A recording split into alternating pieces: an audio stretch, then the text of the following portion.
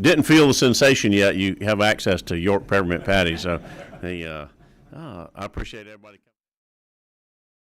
Oh, an off day for us, but it's a fun day. And then that we're working on a little budget, and the one of the things that we just received was the House version of their budget. Said but we'll be working on the Senate sheet. Said and the governor's recommendations and kind of where we are there. One of the things, I am Frank Ginn. I do chair this subcommittee on appropriations. But I have Senator Payne here with me, and I'm gonna ask Senator Payne. And good morning, Senator Halpern. Said good to have you here this morning. Said Senator Halpern, we want you to feel the sensation when you get here. So come on up here, sit beside of me, and I've got them for you. Oh yeah. Here comes Senator Anderson. Good to have you here this morning. Said Now, while you're standing there, Senator Anderson, why don't you just give the Lord a little thanks for the day. Let's do it. Let's all pray. Heavenly Father, we just thank you for a beautiful day, dear Lord. Just thank you for all the blessings of the rain you gave us. Dear Lord, we just ask you to give us wisdom and knowledge to make the right decisions for the great people, great state of Georgia. Dear Lord, we just want to pause and thank you for loving us.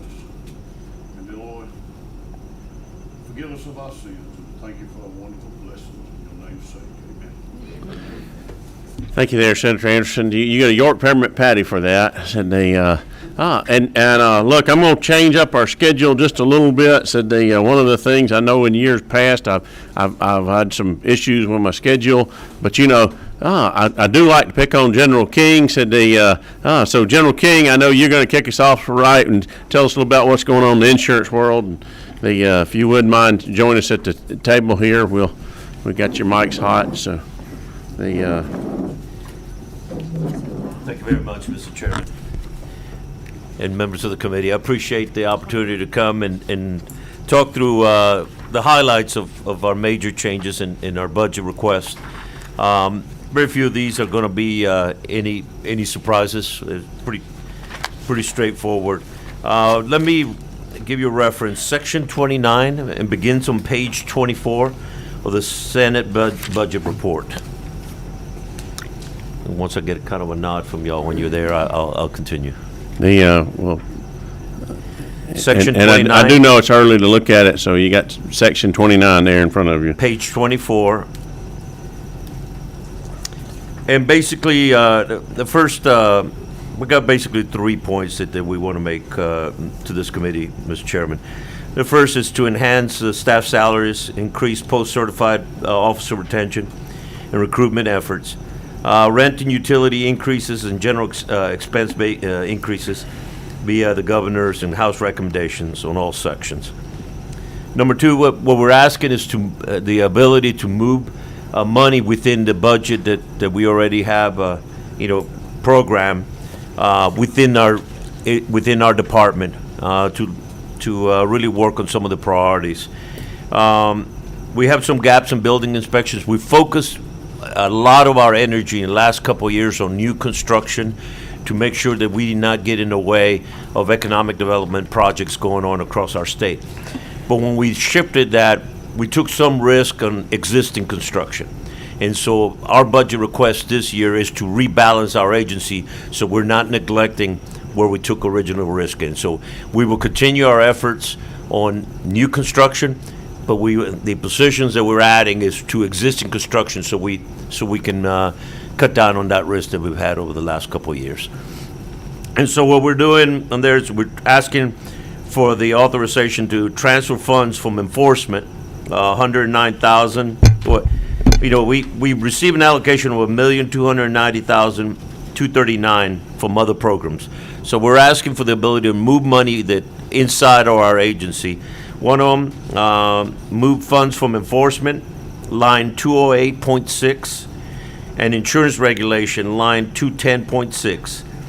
And so we want to annualize 9 positions associated. So it's 9 positions in our inspections division. We also are asking for the ability to transfer funds from insurance regulation, line 210.6, for 3 additional inspectors and associated costs. And then transfer funds in line 210.6 for one-time cost of vehicles and associated equipment to equip our inspectors. And so we're not asking for any new money, we're just asking for the ability to move money within our department. Those inspectors said tell me what they're going to be doing. They're doing building inspections. Chad, that's the primary means, but I think any other ones that we're looking at? Are you referring to the non? You're adding Yeah. three. You're adding three building inspectors. So within the non-position, there will be actually 4 building inspectors there, 1 Okay. supervisor and 3, and the other 1 hazmat inspector, elevator. And then the 3 new inspectors are going to be within our arson division. We've received Pull that microphone down. we've for us, Chad, received a so- tremendous demand for arson investigators because small fire departments don't have that capability. So we provide that coverage across the state. And one of the big things that we've done is by having our arson investigators living throughout the state and based out of the state, no fire department has to wait more than 90 minutes to get an arson investigator, many times with a canine, to help investigate suspicious fires. Well, I want to commend you on locally. I live in Royston, and we had a tragedy in one of our 2 grocery stores. After 85 years of business, burnt down a couple weeks ago, and I met your inspector out there that morning. Said which was really nice to see them on the scene. Senator Anderson, you have a question? You say one of them new inspectors will be an elevator inspector? Yes. Let the first job he inspects is that elevator right around the corner. You looking for We'll second put it gear? on the list. See if he can turn it up a notch. Just know, Mr. Chairman, that our ability is that if it doesn't pass, we know you're going to shut it down. You're going to be taking the stairs. So it's part of our physical fitness program for our state. We don't fix them; we inspect them. I just want to make it very clear. Yeah, And thanks, so Jim. the last item that I want to bring your attention to is line 211.2, and that is continued support for reinsurance program. Reinsurance program has made an incredible impact across our state, especially in rural parts of our states, to stabilize health insurance costs. And so the reinsurance takes care of the high-risk pool and also helps stabilize and get more carriers competing for business in rural parts of our state. No county today has only one. They actually have 2 or more carriers competing for business in every part of in every county in our state. So we're really excited that the reinsurance program that you all authorize is paying dividends. And that's $20 million for line 211.2, sir. And Mr. Chairman, we continue to make progress in rebuilding the confidence of our agency, not only with this body, but also with consumers across Georgia. And I really appreciate the fact that you all have given us the tools to be able to turn a troubled agency over the very short term that we've been on board. And so I thank you all for the ability to be able to fix an agency and get it to be now one of the best agencies that, I know that my labor commissioners sitting behind me, but we're in competition for.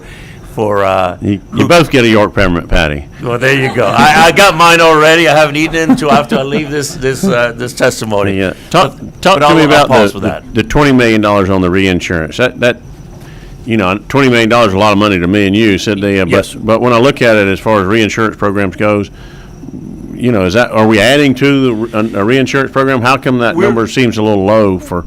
Because it's stabilizing. Last year, I came and asked you for a lot of money, and I know that was you all got a sticker shock. But this is just to make sure that we already have and of course this is part of a share that we have with the federal government, and so this is the bill. Unfortunately, I can't come and tell you this is a one-time. The bill of that reinsurance moves up and down depending on the number of claims. Now, as we're rolling out Georgia Access, the revenues and the fees generated from that program is going to be reinvested into the reinsurance. So the bill for reinsurance should be able to dramatically drop down once we get Georgia Access completely on board by next plan year. Okay. Are there any other questions for Commissioner King?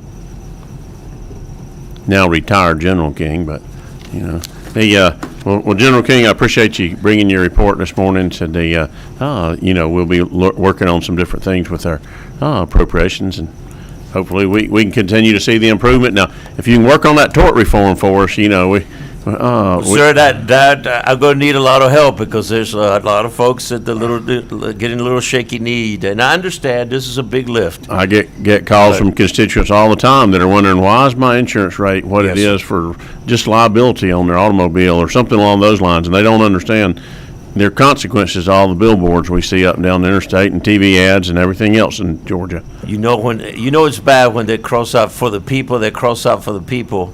Now they just put for the money. That's not a good sign for the market. Yes, sir. Thank you very much, Mr. Chairman, members of the committee. I appreciate the opportunity to come and thank you, speak to General all King. today. Well, I guess if I'm going to stay on my constitutional officer plunge, said I'll let Commissioner Bruce Thompson come up and talk to us about a little labor stuff. So, if you're ready. Thank you, Mr. Chairman. We had a little situation at the Department of Labor, so most of us were at the hospital. We suddenly dropped to the floor, so I'm waiting on my deputy to show up. Have a seat. Enjoy the ride.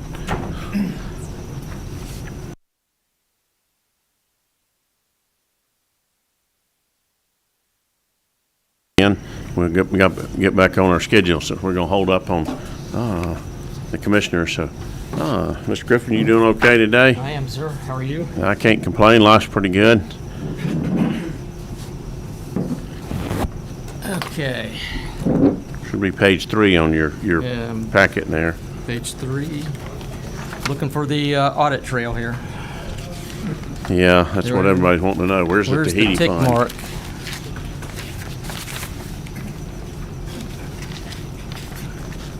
Okay, I think I'm good. All right, good morning. All right, well, I have good to see y'all again. I have just a simple request. We had one request in the 25 budget. It was to increase the staff salaries. And what has happened is the dollars you see in the tracking sheet that were swapped out by the House using the governor's recommendation for salary increases for the rest of the state agencies. So if we're looking at the tracking sheet, so for example, on line 8.1, is that, Martha, am I in the right place? 8.1? That 1,160,000 was replaced with about $1,054,000, and so essentially the dollars were pretty close. In total, they were different by about $90,000. So anyway, our request again was swapped out with the governor's recommendation for salary increases, and so you'll see again when you get your Senate report, you'll see all of these line items in this budget zeroed out and replaced with the House recommendation. So, and that's really the only request we had in the 25 budget. Everything else you'll see in here are statewide changes.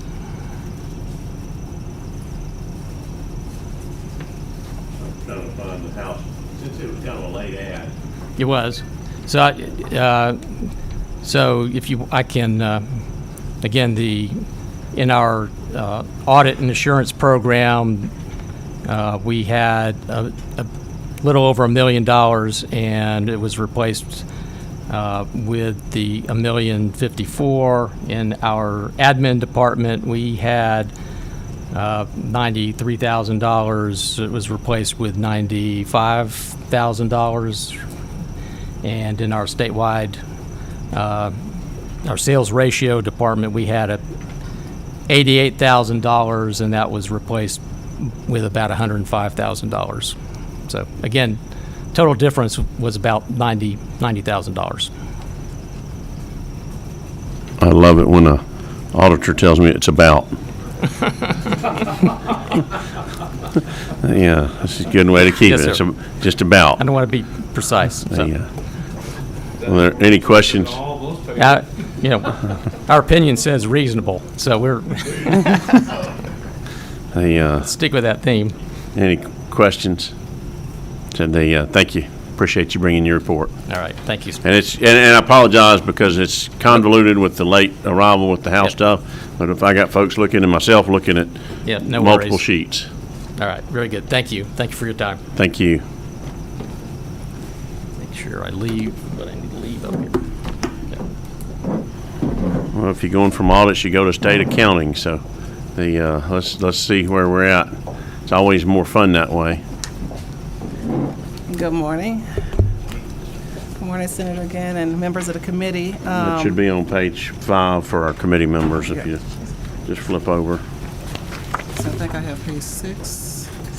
The State Accounting Office actually just has one ask. It's not additional funding, but it's on page 631.2 and page 833.1. It's a request to transfer funds from the financial systems to the statewide accounting and reporting program for 2 internal control positions, $247,000. And these positions will assist in the transition that we're going to be doing to the next-gen system and allow us to work with the agencies on their internal controls as we change our best practices and provide training. So that's our one ask. And I can answer any questions that you may have. I did have one question that came up to me the other day, and I don't know if everybody, because, these people are putting everything on the cloud, and we're talking about cybersecurity and where we're going. There was a big question with the Fulton County breach. Did they pay a ransom or did they not? And I got to thinking, I said, okay, in a local government, when you look in your budget, nobody budgets for a ransom of, all your data theft. Said if you had a situation that occurred in the state, where would that may be better for Ms. Sullivan, yes. Commissioner Sullivan to address. But I kind of think about this and what it could mean. It could be quite dangerous. Good morning, Senator Burns. Come in and said, let me see if we can get him, started off with the morning cup of coffee. Come up and join us at the table here, Senator Burns. We got a cup of coffee in there. It's just That's phenomenal. I appreciate this. yeah. We want you to feel the sensation you come to, see what's going on here. So I am sure Commissioner Sullivan, when she comes up to present, she can talk about cybersecurity insurance okay. that we have. I wasn't sure. I said, okay, let's figure that one out. Any questions? Thank you very much.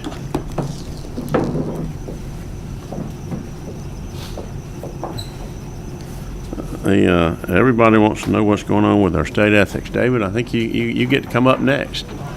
Said did anybody know it was qualifying week? You hadn't told anybody that, have you? This is Paperwork City week. I told anyone who lives in your Senate district that it's next week. Good answer. Good answer. I think you should be good, Mr. Chairman.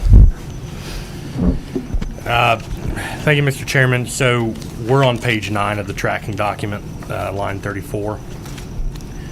I don't know if this is hot or not. So we've got 4 individual items here, a little over $69,000, reflecting the governor's recommendation that the House agreed with on staff salary increases. That's 34.1. Line 34.2 reflects a slight increase in premiums we'll be paying to Commissioner Sullivan back there in adjustments to that figure. And line 34.3 is an increase of $53,658, reflecting changes in the cost of rent to the Georgia Building Authority for the next fiscal year. And that brings us to line 34.4, which is a $50,000 increase for funds to the e-filing system related to what I think my deputy spoke with y'all back in January about, which was the donor dashboard. That was originally in our request, and the House agreed to that. But I know we've had conversations about that, Mr. Chairman. Yeah, I'm kind of curious. I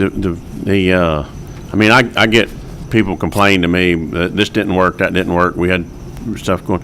Why do we want to give these people that are not been able to prove that their system's working more money to do that?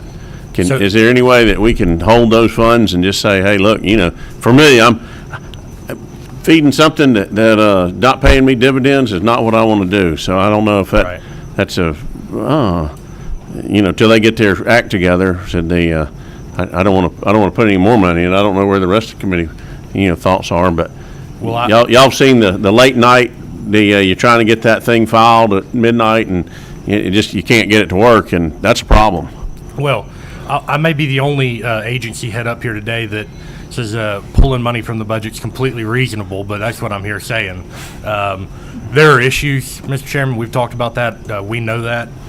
We're taking a few different approaches to fix those issues, but in the interim, I think it's completely reasonable to hold that money back. And if the future date it's appropriate, great. If not, at least we didn't waste, more money. I just know some of our frustrations that everybody that serves in elected office has a file report, so. You are the paperwork generator, I know that. Yeah. I assure you, your frustrations are, while significant, are a percentage of mine because I'm the one up there at midnight some of these nights trying to help get these things done. But I'm happy to talk offline if any of the senators have questions about that. But I think that's a reasonable suggestion, Mr. Chairman. Okay. Are there any questions for Mr. Armati? All right. Okay. Well, thanks you for very your much. report. The Georgia State Board of Accountancy.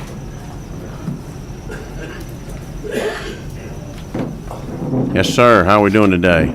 Good morning.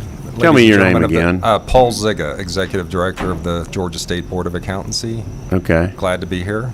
Good to have you here, Paul. I don't really have any. Did you get a York permit, Patty? Yes, I sure did. Thank you Okay. very I just much. want to make sure we're got everybody covered. Yeah. I don't really have any comments. We're not item 35.1 on the agenda. Pretty much the same budget items that everyone else is getting through the budget. I would tell the committee I am disappointed that they did not include our 3% increase in as actual dollars. It said that they should be used out of existing funds, but there were no existing funds, so I'm not quite sure how that works. But I guess the assumption is that since we had not filled our open position in fiscal year 24, that was the reason that we would use existing funds for fiscal year 24, but we're hoping that if the position is filled in fiscal year 25, we would still need those funds. Let me ask you, the position that you have open. Yes. What is that position supposed to be doing? And if you can run without that position, then do we really need to fill it? Yes, we do. It's an investigative position for enforcement.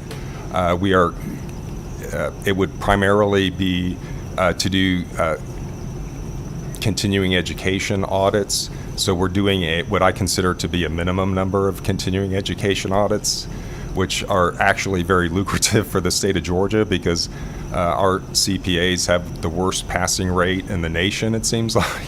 So we generate a lot of fines from that. So it would certainly offset the cost of the position by having the position filled. And it's very difficult to fill a position in today's environment with what we were offering for it. So.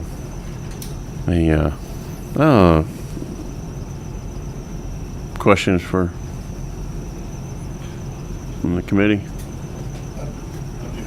Sure. Yes, sir. If you'll push your button on the. Where's y'all's location?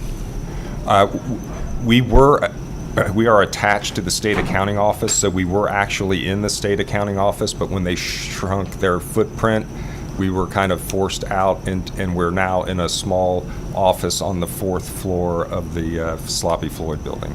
Okay.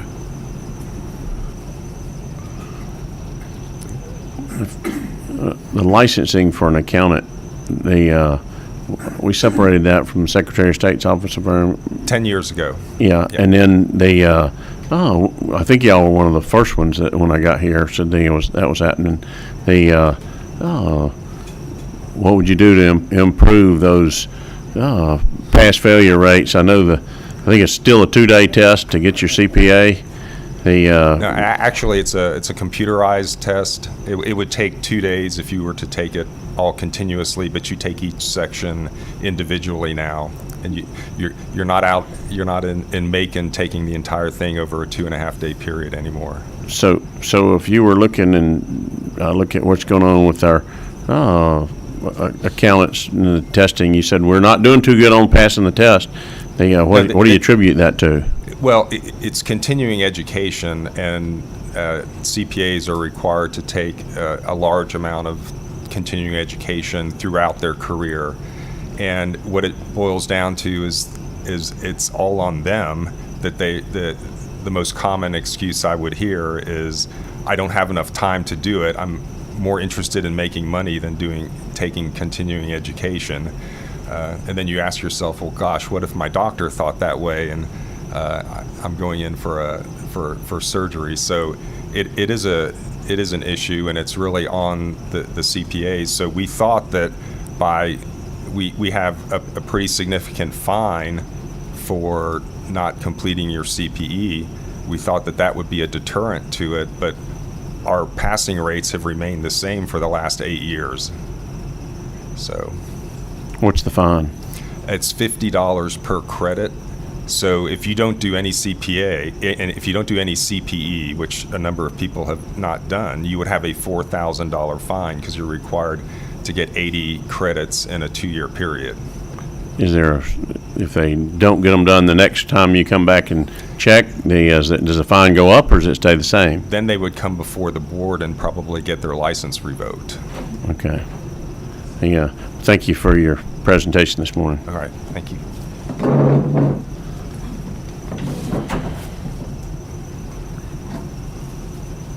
Commissioner Sullivan, I think you're up next.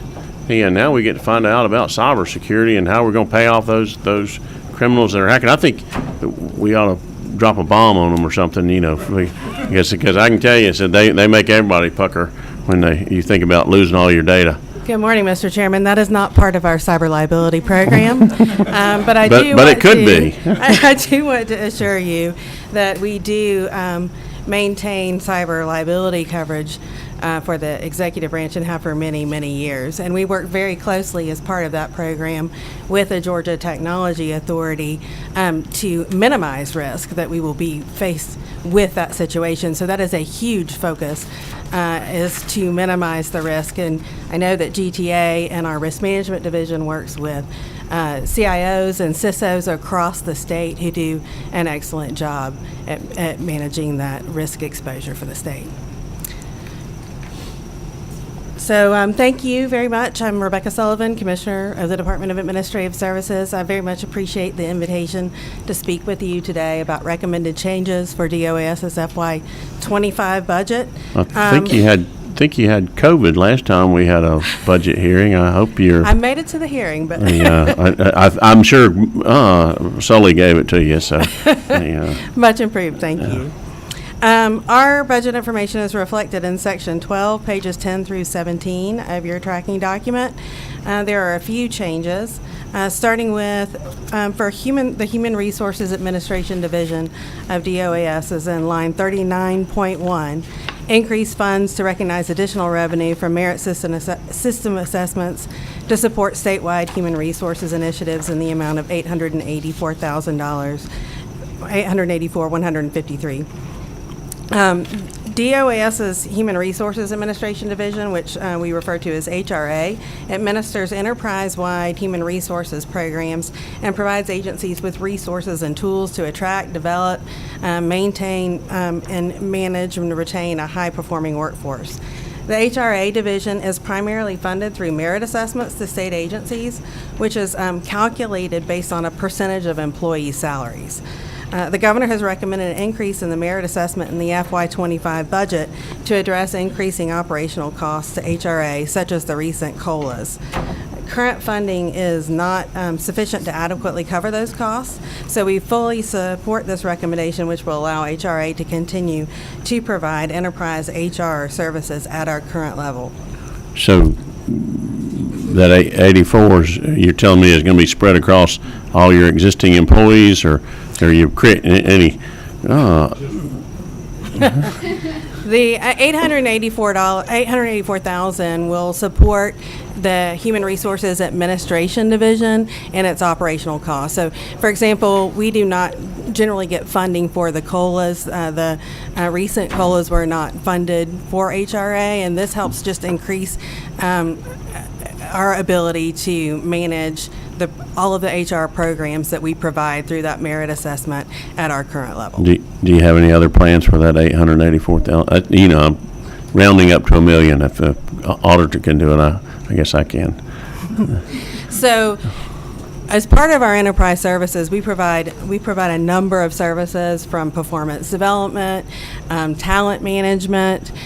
We support the State Personnel Board in developing tools and policies, the enterprise-wide HR policies.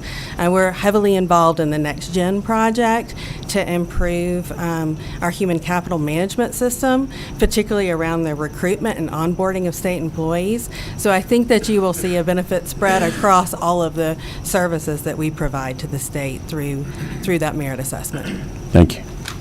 The next changes are to risk management services, and they're reflected in section 40.1 and 40.2. The first, 40.1, is to reduce one-time funds to pay negotiated workers' comp settlements in the amount of $2 million. Basically, this section removes one-time funds that were added to the base budget for the workers' comp program in FY24. And then in section 40.2, this line increases insurance premium billings in the liability program for claims related expenses in the amount of $13.3 million. DOS's liability program, again, provides insurance for state entities and employees for claims filed against them and for actions taken in the course and scope of their employment. We discussed the scope of this program in great detail the last time I appeared before you, as well as the escalating liability to the state in this program. As I mentioned, without additional funding, the liability program is projecting a $41 million deficit by the end of FY26. And so to address ongoing expenses, the governor is recommending an increase in insurance premium billings in the liability program in this amount of $13.3 million.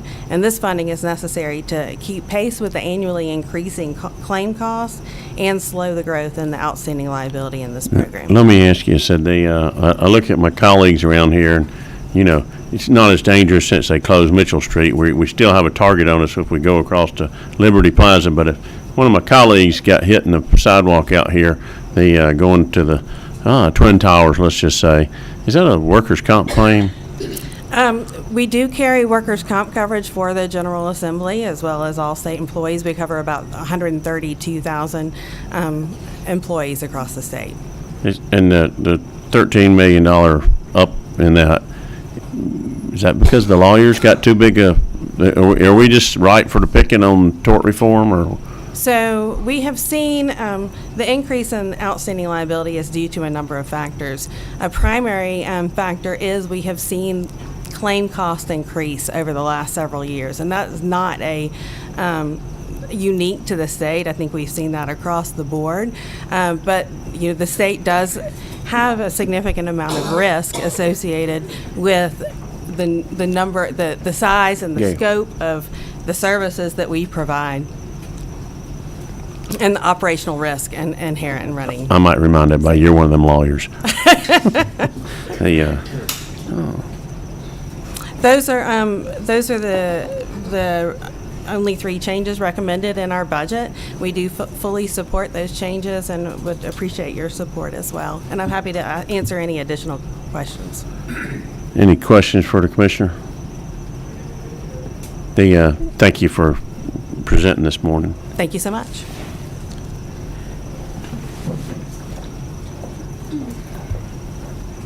You know, this is the only Georgia technology I really like, because it's not that North Avenue Trade School over there, so the, I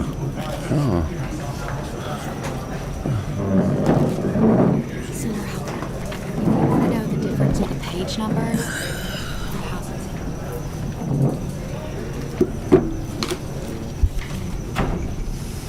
Good morning, Mr. Chairman and members of the committee. My name is Shawnzia Thomas, and I serve as your Chief Information Officer and Executive Director for GTA. yeah, pull your mic to you a little closer if you can. It's on. You have to get close to it. Okay, is that better? That's much better, Okay, because if good. anybody's actually watching on the monitors, then you can sound much more Okay. impressive when you speak into the microphone. Thank you. On page 17 of your tracking sheet on line 46.1 and 46.2, you will find 2 requests in the FY25 budget for GTA. Line 46.1 is a request from the governor for $15 million to enhance and standardize cybersecurity services for the executive branch agencies. Now, the House Appropriations Committee reduced this amount to $12.5 million, and we're requesting that the Senate restore this full amount. Mr. Chairman, she referred to a house. Well, if you look over there, they were really late. Mr. Chairman said but they actually came across last night in the middle of the night with some kind of facts and figures that are quite That's fantastic. late to the scene, because I think we were supposed to see them last Thursday. Sure that she referenced the house budget. I hadn't seen. Yeah, it's one of those things. It's kind of like a Greek mythical goddess or something. Appreciate you taking it. They came to us in the middle of the night. Yeah, that's what it was. Might be a Trojan horse.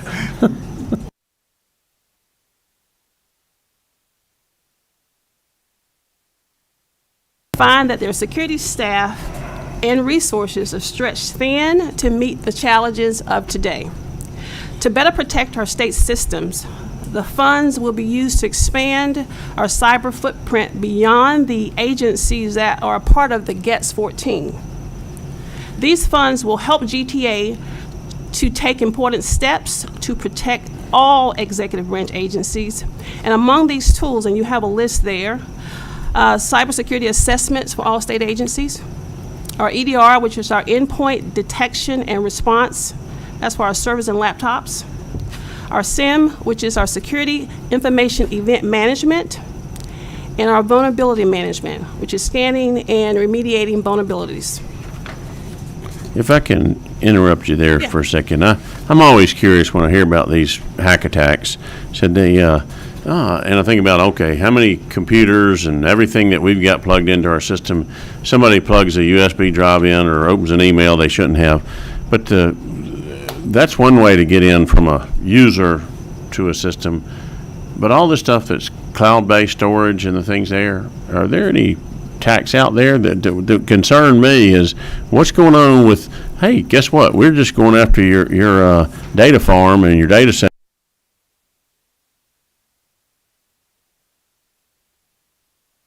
Have got in that way, that they haven't gone to typical, legislators, we have to open emails from constituents, and it always worries me. I tell my constituents, I said, do you send me an attachment? I'm not opening it until I talk to you. Said they want to find out what's legit. But for me, I am concerned, how do we deal with that on a cybersecurity level? Well, first of all, your cybersecurity assessment training, that's very important. Even though a lot of people think that's redundant training, it is crucial that each and every employee and legislator do that training. Also, with the tools that we're requesting to put these tools in place for the 88, and we all know that your staff, your employees, they're the weakest link. If they click on a link or they open an attachment, they can get in. So the cybersecurity assessment training is key. Well, thank you. I hope that people are paying attention to that, because we all have a role to play in that. So, okay. Mr. Caucus Chair, good to have you here, Senator Ann Vitarte. Said we're catching up. We're trying to see what's going on with our Georgia Technology Authority. And you'll be on page 17 there, Senator. I know things are crazy, so. Okay. Yeah. So these proactive measures align with the whole state approach to cybersecurity. A reduction in the appropriated funds will require us to cut the state's investment in some of these important cybersecurity measures. So we hope that fund is restored back to the $15 million. Moving on to line 46.2, you'll see a request for an increase in telecommunication and infrastructure rates to offset increased costs of services for a total of $19.4 million. While no funds are appropriated to GTA, excuse me, in this line item, the statewide changes will appear numerous times throughout the FY budget for other agencies. We don't make this request lightly. GTA has maintained our current rates for 8 years. I am sure we would all like to pay 2016 rates for our goods and services today. Not only have we held our rates flat for 8 years, but we have also lowered our admin fee from 8.52 down to 5% in 2020. We have worked diligently to keep our rates low, protecting taxpayer dollars while providing a high-quality services for our customers, which they deserve. However, these increased costs by our vendors have forced us to adjust our rates. Of the 590 items in our service catalog, only 374 of those are increasing. 77 of those are decreasing, and 139 of those services are remaining the same. So not everything is going.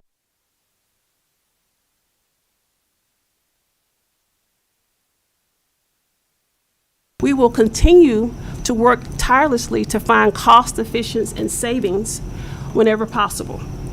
We appreciate Governor Kemp and Director Dunn for their support in recommending these additional funds. We thank you for your time, and my team and I are here to answer any questions you may have. I have my CFO, Kevin Sanford, here, and my CISO, Steve Hodges. Some of this telecommunications problems you have you noticed you ought to be putting a surcharge on the Department of Labor? I understand they like to put people on hold for a few hours. Said we can do that. I'm thinking that'll be an extra charge for that. Said I believe Senator Payne, you have a question? Yes, I do, Mr. Chairman. Thank you. Cybersecurity, and we keep increasing for cybersecurity, and these costs for cybersecurity keep going up. Do we ever catch these people? I mean, when do we go? Do we ever? Is there any means point to where we go on offense instead of playing defensive to cyber stuff? Do we ever go on offense? And I'll let Steve answer that question. So we've been asked that. Yes.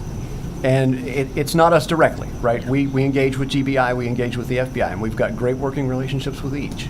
I'll give you an example of Fulton County. We engaged GBI very early in that. They came to us and requested assistance for their cyber attack. Grab hold of that mic a little closer Certainly. to you. Sorry about that. Yeah, and we went to GBI very quickly and engaged them. So, they attributed the attack to a particular attacker. Unfortunately, this was one that was outside the country. So there's very little we can do in that circumstance. But GBI and the FBI both aggressively pursue people in the country that attack us. okay, thank you. You don't ever see those stories in the paper, so I just wondered when do we start going offense? Yeah, Thank it's hard you. to go overseas and get them or find them. Which one is that? Okay. They're telling me that this mic over here works better than your mic, so Okay. from future, we're going to try to make sure we just pass that mic. I apologize for our technology problems here, if you can believe that. State government said any other questions? Senator Anderson. How many do y'all have on staff?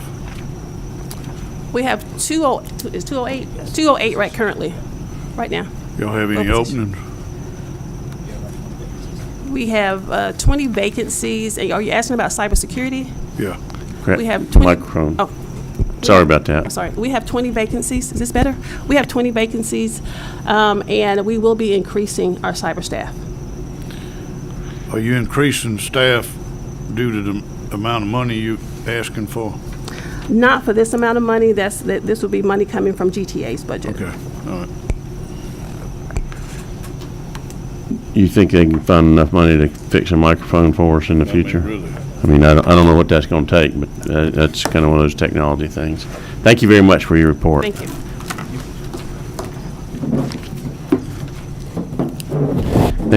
I hate to say it, but if we're going to put the surcharge on our insurance and labor commissioner, our labor commissioner, and won't give you two titles, but just our labor commissioner, if you would, come on up and join us.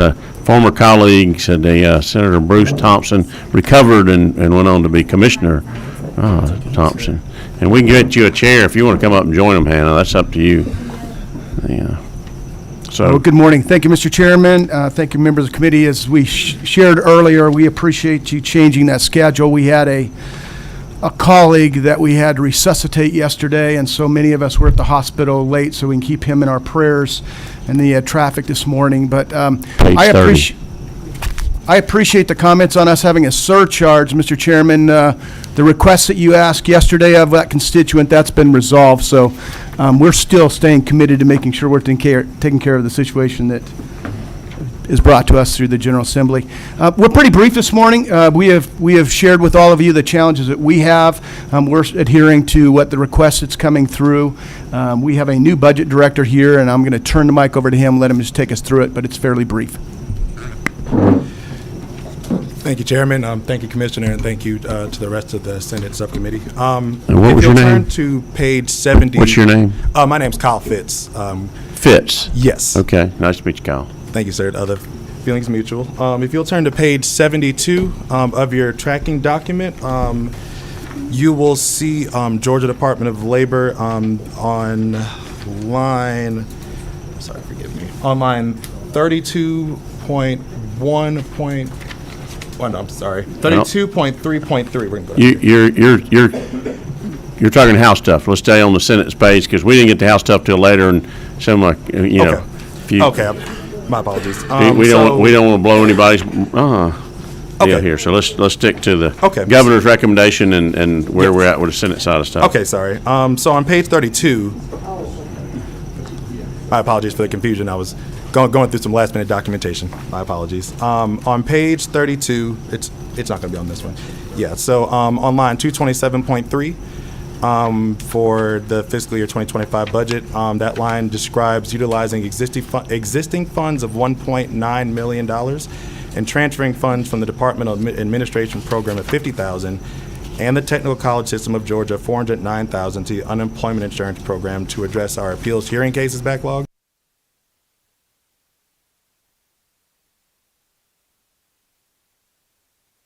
Is $459,000. That's the $50,000 coming from our Department of Administration, as well as the $409,000 coming from the technical colleges. So this funding is going to be used because we have currently have over 26,000 cases that are currently in backlog status for appeals. So we're going to be needing employees who are going to be reviewing those cases, scheduling those cases, as well as hearing those cases as well.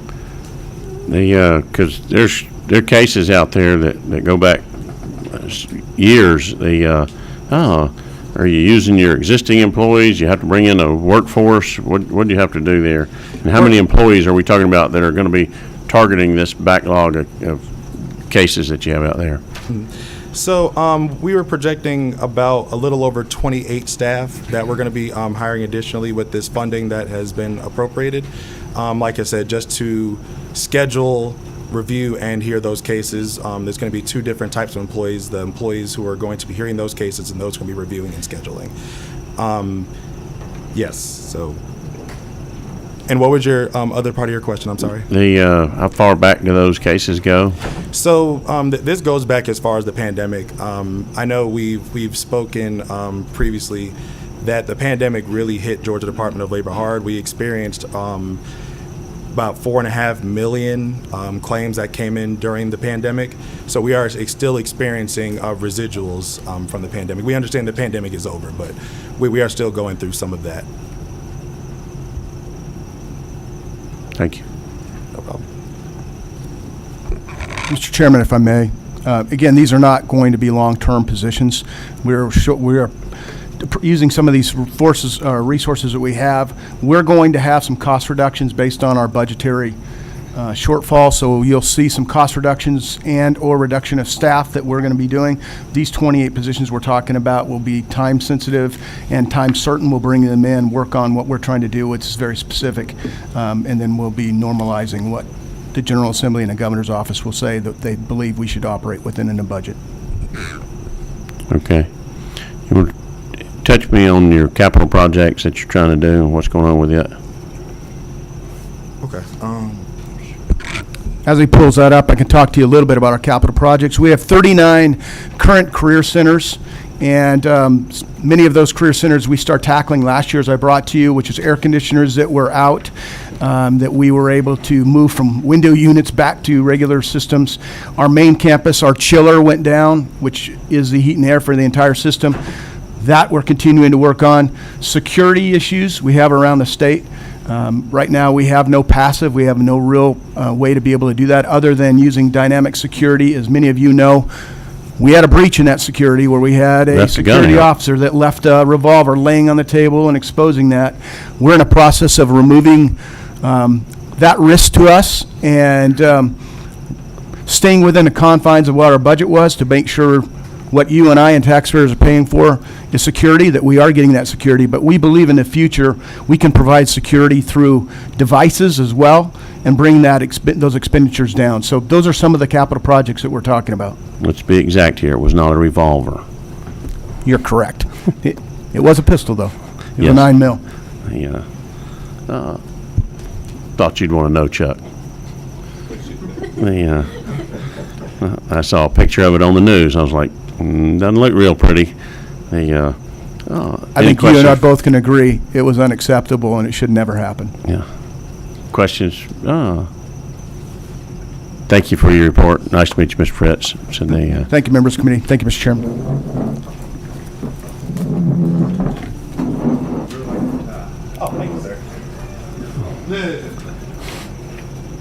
Twins. I guess we'll get our bankers. So let's get banking and finance up. If everybody would look, that should be page 17 on your sheet.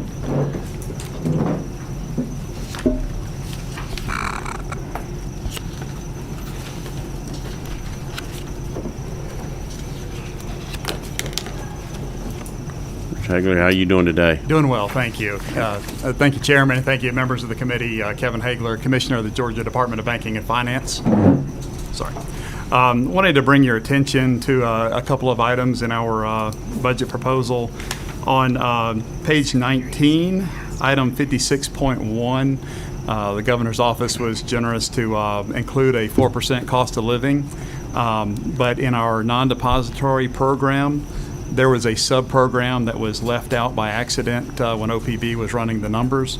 And the number that the governor's office had proposed was $57,782. Based on our calculations, that should be $92,645.83. It's my understanding that the House did increase that figure to $87,608.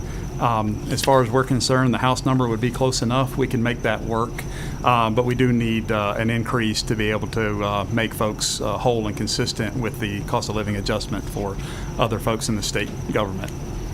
Otherwise, items that are unique to us in our financial institution supervision program, in addition to the cost of living increase, there is a 55.3 proposes an increase of $2,000 per examiner. We're having difficulty with recruitment and retention there. That cost of living adjustment wouldn't be enough to overcome. I'm hoping that will give us a real boost in the right direction. Our examiner salaries are inconsistent with states like Mississippi, Alabama, and Arkansas.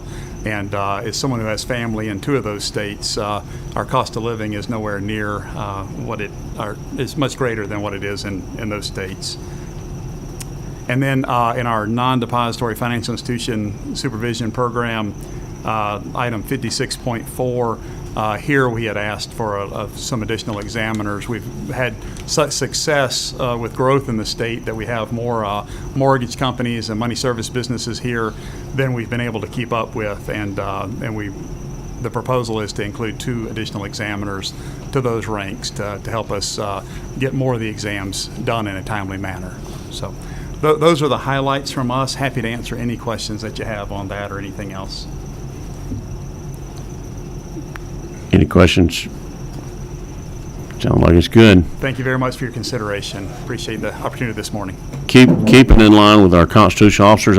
He's hiding. I can't see him quite as well, but he's hiding in the back. So come on up. Secretary of State Raffensperger said good to have you here this morning. Oh, it's a bright tie for an early day. If you'll sit in that right chair, said that one, then you'll have the microphone that's live. Good to have you here this morning. Everything going well for you? Yep. Just Now, wait a minute. Said can I borrow that green bucket there for a second? Because I got to make sure that his team, they got to have a start on this. I don't know how I feel about this. I'm so disappointed. Said this is better than coffee. Said most of our guests have Would you tell a good early start. So this is the only way to keep having coffee. I'll just tell you. But it does build a sensation, and we're glad to have you here. Well, good morning, Chairman. I don't think you and I are going to get that close today. My wife, she might be wondering about us. So anyway, so we're on the bottom of page 41 of your documents under section 43. On corporations, well, I guess, first of all, you'll see the same cost of living adjustment for DOES, the increase of DOES fees and the GBA rental increases that the other agencies have mentioned, and we request that you support those cost increases. With corporations, there is one notable exception. Our corporations division is funded entirely by expedite fees that the businesses can opt into. And we request that the authorization language to the budget reflect the decision to provide the cost of living increases to all the corporation division employees who meet the qualifications outlined by the governor. Because we've already funded $586,000 in raises the past few years, this raise will be an additional $82,000. But all the while, the top of the line revenue has decreased by $2.5 million. And as you can see, then that model would not be sustainable since we just actually fund that whole corporations division on expedite fees. We take no state dollars. Everything goes back. The $110 million that corporations, the fees that are raised, goes to the fund, and then expedite fees is what the portion that we keep. So that's how that works right now. So the cost of living increases are just an impact to us on that. Also, we have we would actually consider funding a capital project to enhance the corporation filing system. It's aging out, and I think you've had other people talking about the system is aging out, but also we're now up to almost 1.5 million corporations. We just need additional capacity. The total cost of that project is $6 to $6.5 million. There would be a one-time cost of $3.2 million. $75,000 million in state funds for the build out and management of the project. We have enough in reserve that we could carry the additional burden. This will just allow us to better serve Georgians. And February is typically a big month when people renew, and they say, how come it takes so long? Well, we have so many people renewing, but also if we had an updated system, we could handle those more expeditiously. I think yesterday I was in a committee meeting. They were talking about how many people are licensed in Georgia, and I think the number is 600 and something thousand. Yeah, people. That's in the professional licensing, and I'll get to professional licensing. This is just corporations. Okay. So almost 1.5 million corporations will be registered in the state of Georgia. You look at where we've been over the last years, population growth and just more entrepreneurial growth. In elections, the governor's recommendations, he had two additional recommendations in the governor's budget. The first was $135,000 to cover the rising cost of postage due to an increase of mail units for voter list maintenance. We've seen a jump from 700,000 mailings to 900,000 mailings. And obviously the post service just went up 2 cents a stamp. So things like that working against us. These mailings are vital to ensure that Georgia's voters list remains clean. We send that out, and then we want to see if we get a response. Do you still live here?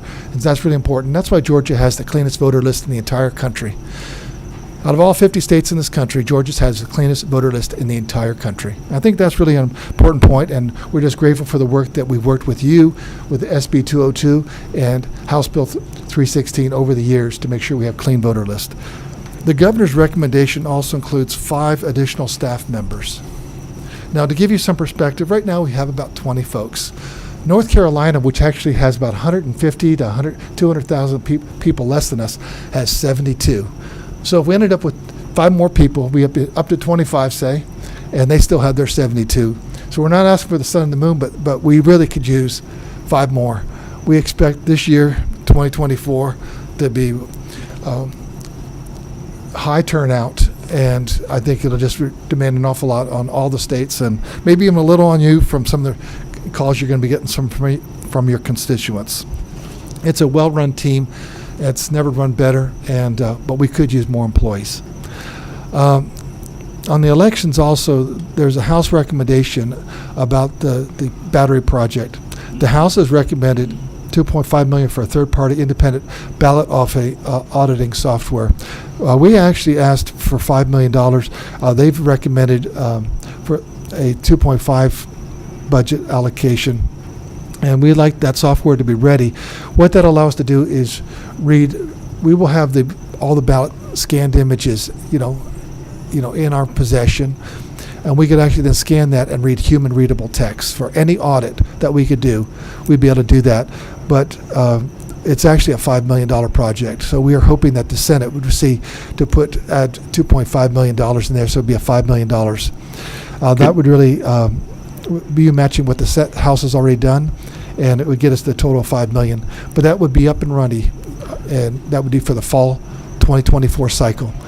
If you have all those images scanned, and I know we have a lot of folks, Artemio, if you'll just pass those out to the committee members, that'd be great, and our speakers, anybody that needs a water. But one of the things that, if you have all those scanned images and somebody wants to say, well, what happened at this county level or this thing there, yep.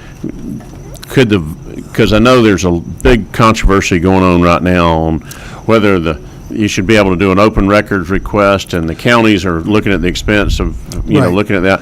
If this was available, Can I answer that? Yeah. I'm sorry.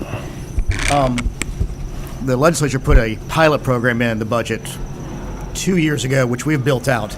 So for the presidential preference primary, we will already have the ballot image library by county. So if anybody can click on those and look at all those already. That's already going to be happening because of funding that y'all did and for the law you passed. In the House, Chairman LaHood has a bill to make that a permanent ballot image library. So that's kind of where we stand on that right now. This is separate and apart from that, but because we get those ballot images, we can use this third-party software the Secretary is describing. Okay. So we actually could then scan the human readable text instead of the QR codes, just to really verify we can, any state rep, state senator, or any statewide race, congressional races. But we just think that, that was a request from, I believe that originated from the House, but I believe that there's support on the Senate side. But it really is a $5 million build out for that. It's a very quick build out. And when you build out quick, there's going to be a lot of overtime to get that done for November.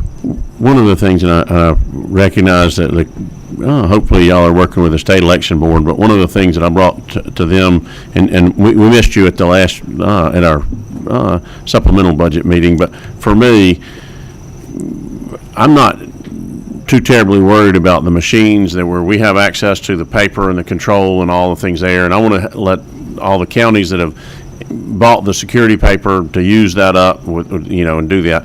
But we're talking about putting the watermark on the ballots and things.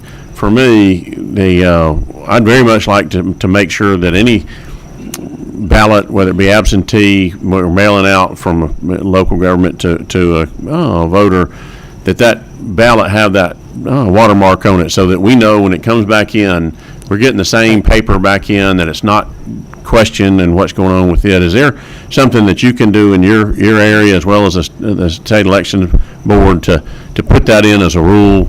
Well, actually, we had in there a request, I believe it was $110,000 for a dandy roll that every ballot would have a watermark in that. And so that's what you'll be looking at coming up for the fall election. We'd want to make sure, that paper that never leaves the voting precinct, I'm not as concerned about it. I know we do want to use the security paper, but that gets mailed to the public. Yeah, exactly. So everything would be watermarked. So it would not just be the security paper, but in addition, it would actually have, probably the state seal on there, so it's official ballot paper. Thank you. I believe Senator Anatorte has a question. Thank you, Mr. Chairman and Mr. Secretary Gabe. Good morning. Good to see you all. On slide 5 of your slide deck, are those positions that you're requesting, are these in-house positions, contracted positions, In-house positions. So they're all in-house? They're all in-house positions. Can you talk just in terms of your perspective of like the efficiencies of these being in-house versus, I know there's many companies out there that deal with cyber with, on a variety of levels, but just the philosophy around It's that. really just, we have demands on us really every year, even though you're looking at every 2 years and every 4 year pops up to 5 million people show up. But we have constant demands, and then we're really preparing for the next 2-year cycle. So it's really in-house personnel. They're under our direct supervision. And I think that is the best way to go. The challenge that you have sometimes when you use vendors outside, and in fact, there could be so much turnover out there. We actually have long-term employees, and we've done a great job of having strong employee retention in our elections division. Can I add one more thing to that, sir? Sorry, I got to share the microphone. We have been using a fractional CISO before, but for some reason, Right. a lot of these people who do this work don't like being run into lawsuits over and over and over again. So we kind of made an internal decision that we're going to have an internal CISO, especially because Fordless, our previous vendor, basically said, we're not in that business. No matter how much money you pay us, it's not worth the reputational risk or the cost of time for our CISO to go testify in court. Right. Yeah, I'm just curious because I know amongst security experts in a variety of different states, I mean, the number one cyber issue is elections that's being attacked. I mean, I know in Alabama and other states, I mean, that's kind of number one, and then you can get into DOR or other agencies, but in terms of security risk, so appreciate the question, the answer. Thank you. Okay. And then the other one, the UPS, the battery packs, we're requesting the additional $3 million for uninterruptible power supplies for the voting machines. We had half, and now we need the $3 million if you want us to cover all 159 counties.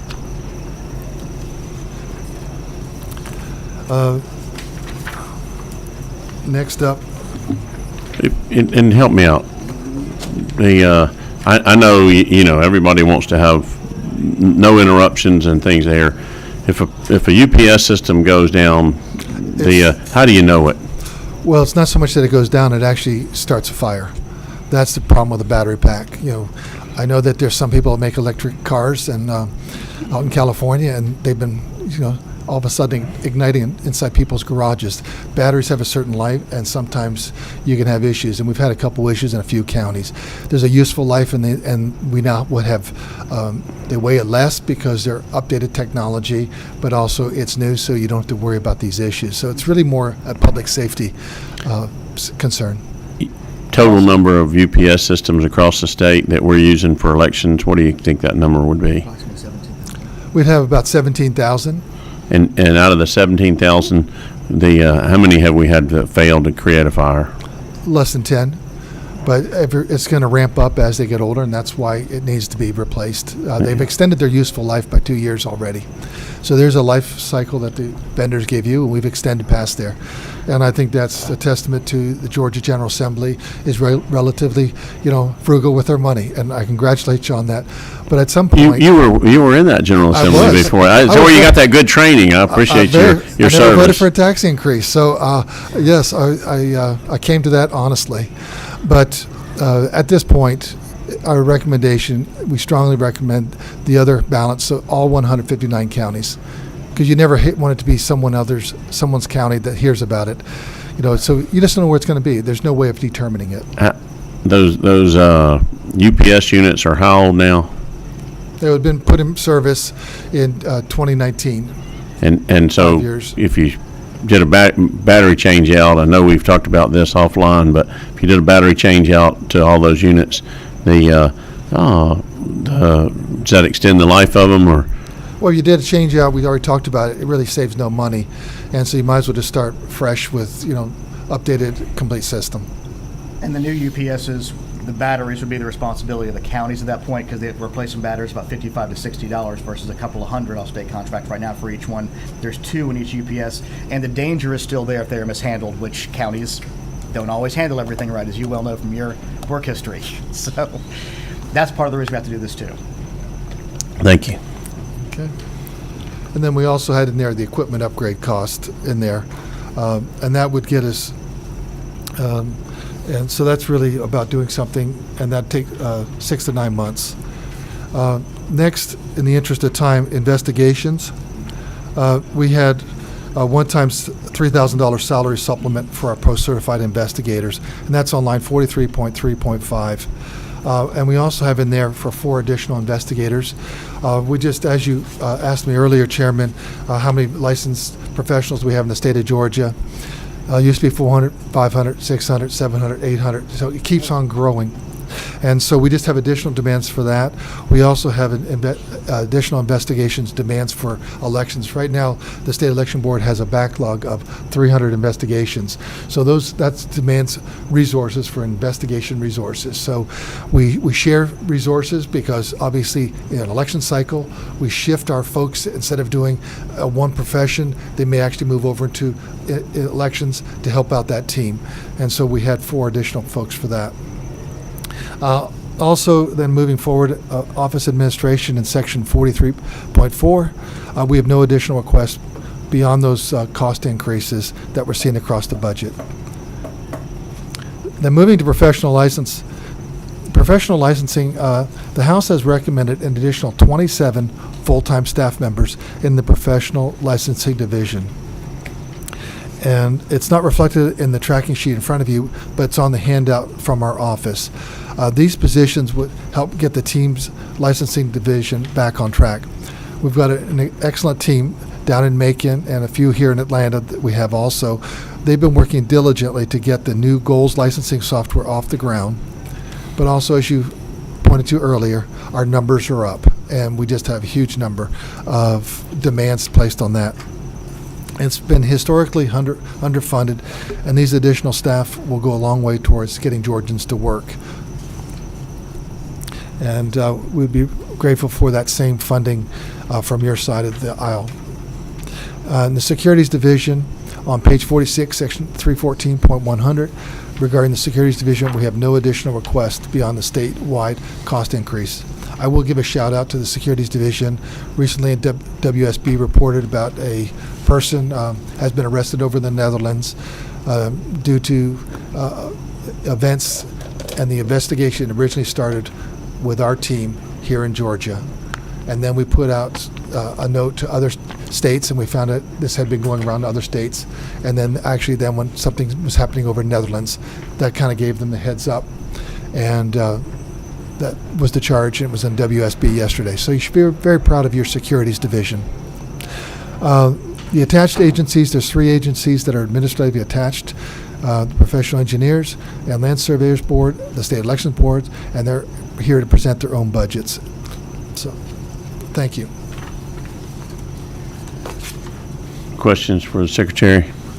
One of the things that I know you get seem like picked on a lot in a lot of different ways, Secretary Rassenberger, but I commend you on the job you're doing. I know for me, the elections are always controversial. So I think one of our colleagues, and y'all you may remember, gave a speech in the Well that was given 4 years earlier that was, he quoted exactly, and it was one party versus another party, and the speech was appropriate for both. And for me, that's how contentious we are in what we do, and you've been able to navigate that, and that's where I commend you on the work that you do in that regard. So I think I've got a question, and I believe it's Senator Davenport. Thank you very much, Mr. Chairman, and thank you.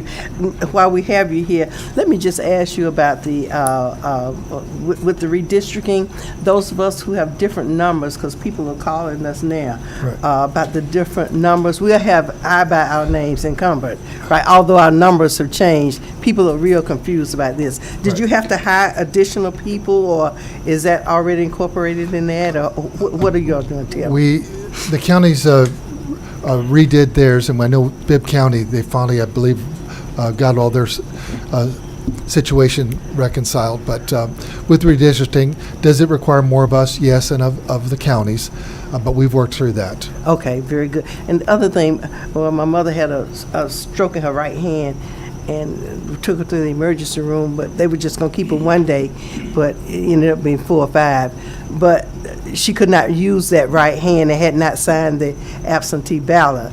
and it's hard for her to do that. So she just did an X. But the other young lady, I think at the registration at the election office said, well, you know, someone can just sign. But I know she had to have signed because it was getting close to the presidential primary. So I know she had to sign something or make an X or do something. Yeah. It's one of our processes for verification. Okay. But now we use the driver's license number, so the signature should still be there for the oath, but it's not used for identification purposes anymore. Yeah, I understand that, but there might be a little confusion there with the workers. Thank you. What county? Okay. It's Clayton County, but Okay, I mean, thank you. I don't get anybody in trouble. I'm just saying, you know. But we just, but we want to, we'll be doing continuing education with all 159 counties. Okay, very good. Thank you. And someone had called me about, I had the flu then, I can't remember, about professional licenses. I can't remember what the question was now. But tell me again how many we have. It's 1.5 million corporations. And 600,000 license holders. And 600,000, okay. That's fair. Thank you, Mr. Secretary. Thank you, Mr. Chairman. Thank you, Senator Davenport. So thank you for your presentation this morning. Hope you have a great rest of your day. Thank you. And you should really get a York permit, Patty, so you can feel the sensation.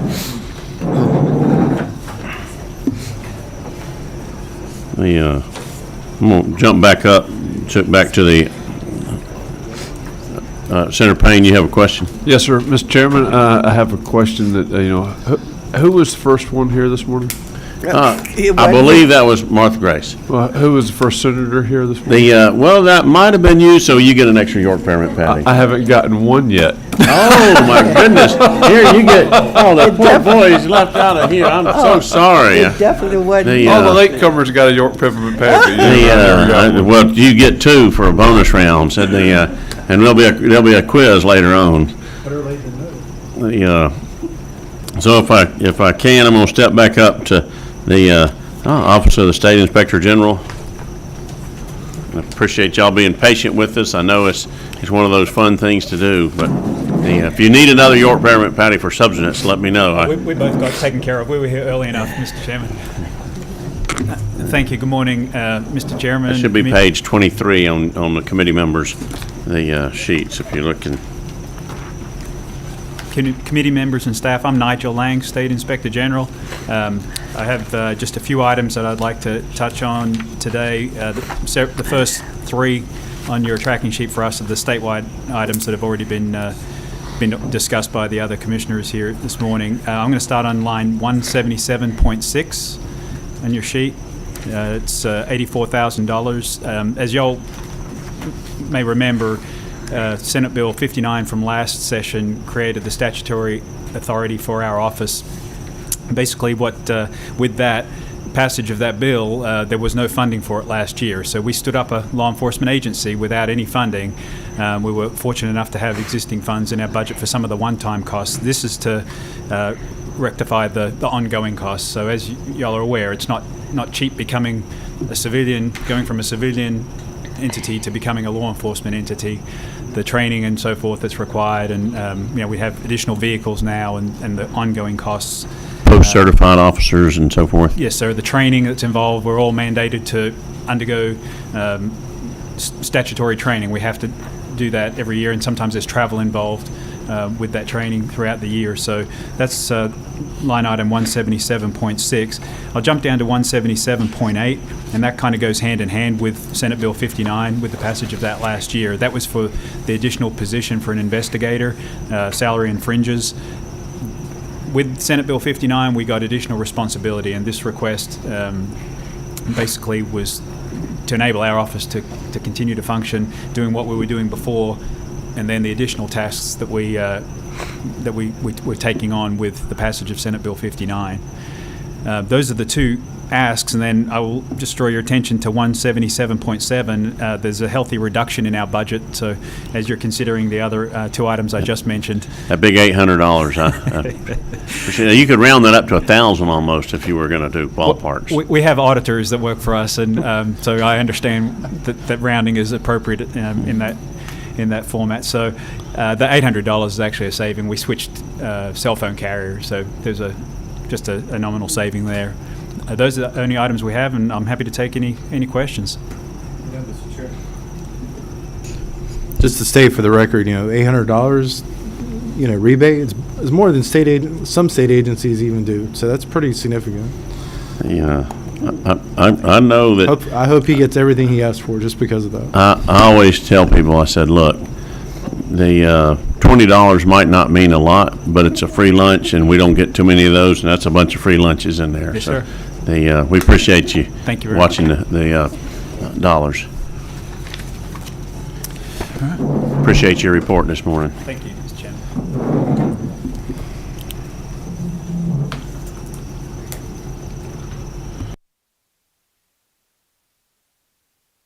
Building Authority, but y'all are next. That's the best place to be. Yes, and if that York Peppermint Patty's giving up, I'll get you some more.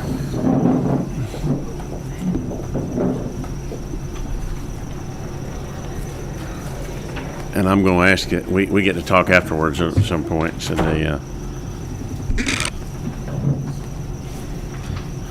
because I'm thinking y'all want some money somewhere in this picture. Well, good morning, Chairman and committee members. We appreciate the opportunity to be here this morning. I'm Marty Smith. I'm privileged to serve as the State Property Officer for Georgia. Under my purview is the Georgia Building Authority, State Properties Commission, and the Georgia State Finance and Investment Commission, the Construction Division. Being that, I appreciate the opportunity to discuss our budget information relating to GBA. You got a handout. Stay as close to that mic as you can. Y'all can, put together a printout for you that we're going to hit the highlights for that just kind of tells you a lot of our significant transitions in the last 5 years since we've been here. Trying to be more efficient and more effective. We're going to get Gerald to walk through a few of those real quick. Thank you, Mr. Chairman, Senators. Thank you for allowing us to be here. This is section 36, and it's the line item 243.1. And it just shows the $10,526,000, but it's appropriated throughout the budget in all the agencies on Capitol Hill. So it won't be anything that goes directly to us. It'll be going to the agencies that you've heard mentioned. But kind of give you a little bit of a history of that is a significant ask. That's not something that GBA goes through, and it's not a normal thing to ask for a rate increase for rents in this way. They're usually fairly small. If you look at the next page, it kind of gives the history of GBA rents since 2002. 2007 is when rents went to about between $12 for standard space. The renovated space went to $14, and it stayed relatively flat for that whole time since 2007. So kind of just as a history for that. On the next page, if you look... Yes, let me back up just a second. When the COVID hit and the commercial side of things went sideways on all the building rents and the things there, you gave all that money back to the state agencies, didn't you? The Capitol never closed, sir. So our operational costs, and as a matter of fact, we actually ended up hiring 58 of the Georgia World Congress Center employees that came out of our budget, that we kept them employed during the entire shutdown and for a year while they were still trying to get that back. Sir, so we were able to do that through efficiency. So, but with our rents at between the average of about $13 a foot, the Atlanta market rates, even with COVID, with the COVID reductions around right now, these are the current market rates for Atlanta for full service. That's full janitorial, full electrical, is averaging over $33 a foot for around the Metro Atlanta. Security cost, the security cost at the average building is less than 5%, and the average parking for employees is $110 a month. The state, through GBA and through working with the General Assembly and everything, 30% of our rents, so 30% on every dollar, 30 cents on every dollar we get goes towards security. That's to fund Post 50 and the Capitol Police and all the security officers on Capitol Hill, which is significant. We're proud to do that. We think that we have the safest place in Atlanta, so we're proud of that. The average employee parking is $20 a month So very, very good on there. And then we also have 19% of our rents go towards the Properties Commission to fund the Properties Commission. And we also have non-revenue producing properties. And we'll talk about that in just a moment of what that is. So the non-revenue producing properties is 360,000 square feet.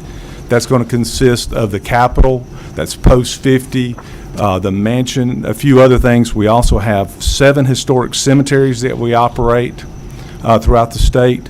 And then we also fund the Properties Commission. To operate the properties, the cemeteries, it's cost us $4.7 million. To fund the State Properties Commission's $2.4 million.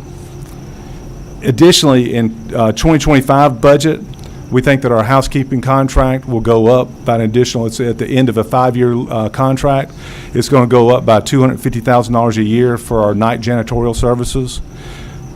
We operate the cafeterias. 2 years ago, I don't know if y'all remember, we talked about it, but 2 years ago, the day session started is the day that our contractor quit providing services in the cafeteria. We scrambled.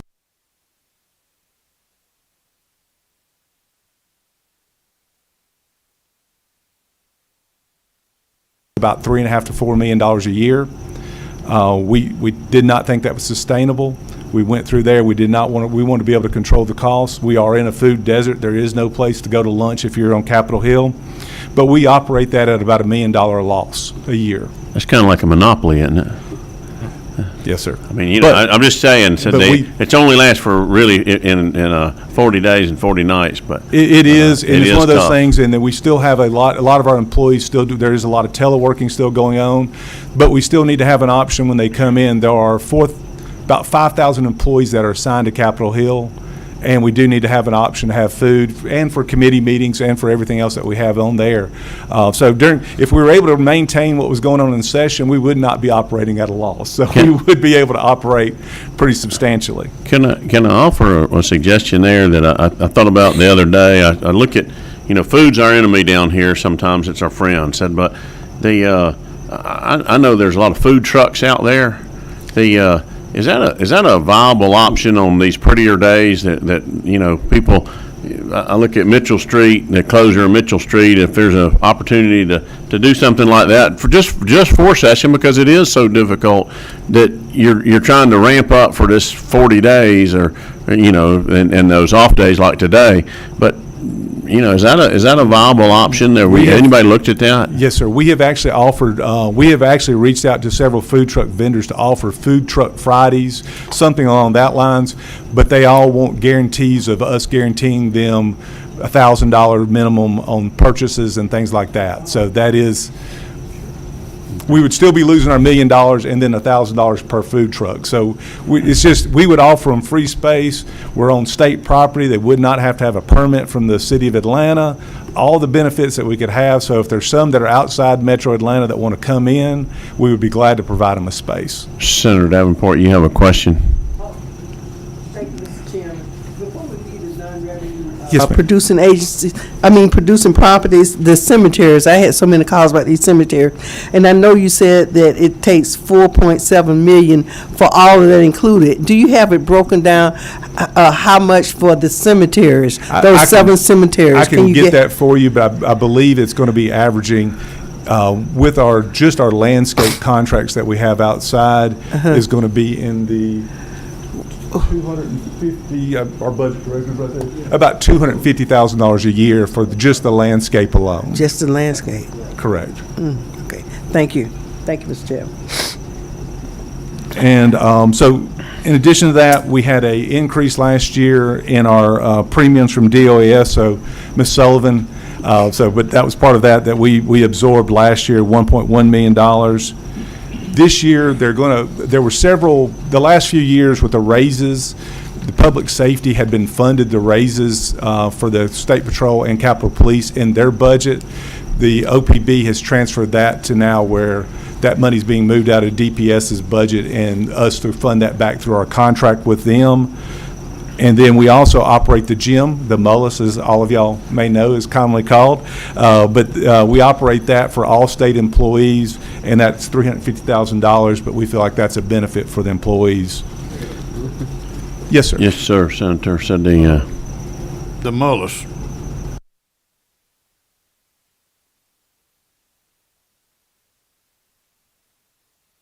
Been back. Walks through to go to the cafeteria. He was wanting to set up a little side room up there where there could be lunches, but that would be the only thing. you have to eat healthy to make sure you can be healthy.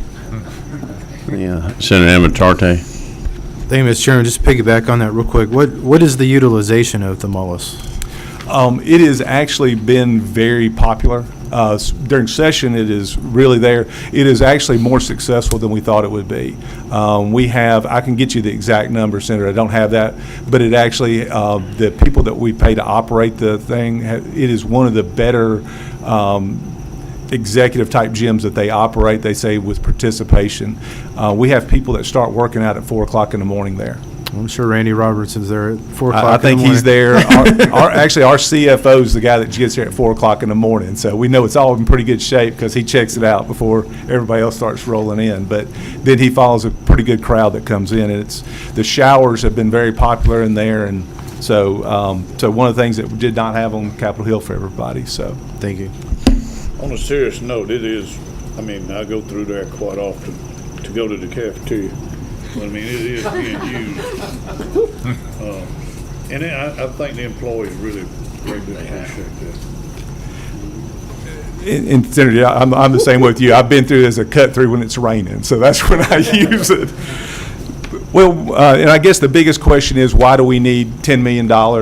We talked about those things, but why were we able to operate this way? But really, it comes from the sale of 2 Peachtree, which was a good sale, but 2 Peachtree was a revenue generating for GBA. It produced over $10.3 million a year.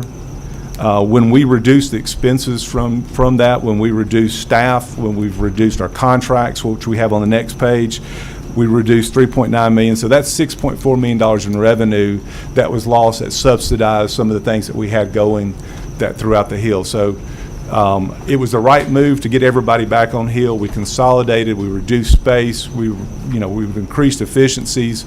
The people that were moved from 2 Peachtree absolutely loved being back on Capitol Hill. We've had great comments, and so that is one of it. Next page shows the contracts that we did eliminate.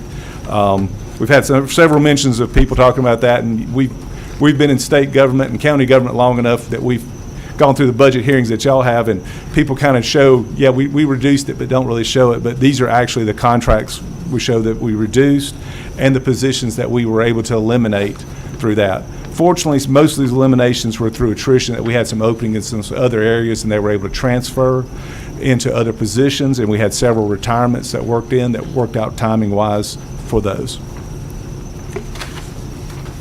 But we also sold 2 Peachtree. And one of the questions, and Chairman Tillery has asked that question in the past, and I figured y'all would go on it too. What do we do with the proceeds from 2 Peachtree sale? And the next page just shows we sold it for just under $39 million to the city of Atlanta. When we consolidated everybody over into the towers and into the health building or in the GTA space, we were funded $50 million from the legislature for that, but it was short some funds to get it completely done for the move. We were able to use $6 million of those proceeds to go toward that. And additionally, we did the capital renovation, the paint that we did, the painting project, and some things that we did this summer. So we were able to do those. We did the lobbies in the towers. In addition, we've gone through every lobby.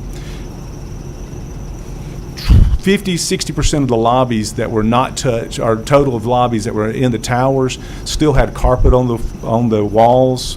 The bathrooms had not been touched since the 70s, so we've completely changed all the lobbies and all the bathrooms in the towers so that all the employees have a decent looking space that they're working in, so we were able to do that. We had a $6.4 million budget gap this year from the sale, so we have to fund the GBA's operating costs, so money went to our operating costs. We have a side set up for Mitchell Street. When the construction's finally done over at the Law Building, now with what may be going on, well, what is going to be happening in the Capitol, so it may be a little bit longer from now too, but we do have money set aside that we're going to redo Mitchell Street, where it'll be a nicer, make it a little more pedestrian friendly, where we still have parking, but is able to look nicer and accommodate look more like what the building is that, with the Capitol. Mr. Chairman, the Law Building, give Yes, us an update on that. Yes, sir. What, are we 75% done? Or, Yes, sir. And what is going to be in there? That will be all the space. The Attorney General will be able to put all of his offices from all the different locations into that building. So he'll be there, and in one floor, the sixth floor of the fifth floor of the where the gym is, 244 building. So that will be the Attorney General's space. So it was programmed from that. Are we 75% Yes, sir. done? We should be done by, they should hopefully have them moved in by August. So we should be 75–80% done. So a lot of work going in right now. The building had a lot of old infrastructure, so we took it to the concrete walls and building it back. So it actually had a lot more work that needed to be done compared to all of our buildings were older on Capitol Hill. Y'all know that. We just went through a lot of those. The 244 building, we had to get in, once we started doing more investigations, had to have new electrical, new HVAC system in there, so we're installing that. So that project got a little bit bigger than what we were hoping it was going to be, but it's going to be something that will last for hopefully the next 50, 60 years. Y'all won't be seeing us coming for anybody, our great-grandkids worrying about how that's going to be going. So it's going to be done right. And then the next slide is just showing what our... Just a minute, Senator Davenport, you have another question? I'm sorry, Senator. Yeah, this is my last one. Promises? Yeah, promises. The Mitchell Street renovation. Yes, ma'am. That's the property that we secured from the city of Atlanta. Yes, ma'am. But I understand that was some kind of commitment that the state was going to do work in the community, like Bankhead Drive or Hollywood Road or whatever that is. Are we taking money to do that? I just don't understand this part here. No, Yeah, that was the that Georgia mic. Department of Transportation was able to, they had already completed that work. Okay. And so they completed that work about 3 years ago, and the city voted on that about 3 years ago. Oh, I'm sorry. The city voted on it, the city council voted on it to give it to the city. Hey, we want this done for the street that was having an intersection. They were going to do the work. In exchange for that, we'll give you Mitchell Street. The former mayor refused to sign the deed. And so when the current mayor came in, so we've had for 2 years, he signed the deed probably in his first month there and signed it over. Because he was one of those council members, I think it was like almost unanimous vote to deed it to the state, but the former mayor refused to sign it. Okay. Thank you. Sorry. Just to kind of show y'all where, the next slide just shows you where our revenue is going. So and again, it is a significant increase. It's $6 a foot, but it's one of those things that just to know that we do take the stewardship of the funds very seriously, and we'll be working to try to make sure y'all are proud of what we do for you. And I know, I have some interns that are working for me, and, one of the things that always concerns me is, okay, the homeless population that we see so many of around here, and, some of those are very peaceful folks, but some of them, they have issues. And for me, I know she was surprised. We looked over one of the walls, and there in the deck, on the other side of the depot, and just how many homeless people are camped out. And that is my understanding is state properties over there. Said what can we do to I know the DOT's working to address a lot of the homeless population at under bridges and things like that, and I don't know what we're doing to address those here on state properties. It is the actual property that, and again, I think where they are at right now is going to be on the railroad right-of-way where again, which is state property, the railroad leases that. We will contact CSX to make sure they get back in. They do a cleanup about every year or so. It's like a never-ending battle for that. one of the first meetings that Marty had when he was there was with the commissioners that were there. We spent a couple of years cleaning up that underground area behind the depot, and actually had it pretty good. We had public safety that when we had employees walking back and forth between the parking deck under to Peachtree, we actually had public safety was working with us. They had people that were there stationed during the hours of business, like when people got there in the mornings and left in the evenings. The city of Atlanta, which owns a majority of that property now, just has had a hard time getting back control of that. So we'll be glad. We're working with the Metro Chamber of Commerce. Marshall Guest, actually, if you see him, compliment him, but he is trying to work with the group to try to get the Metro Chamber to work to try to get business communities to do theirs. CSX has agreed to help step up.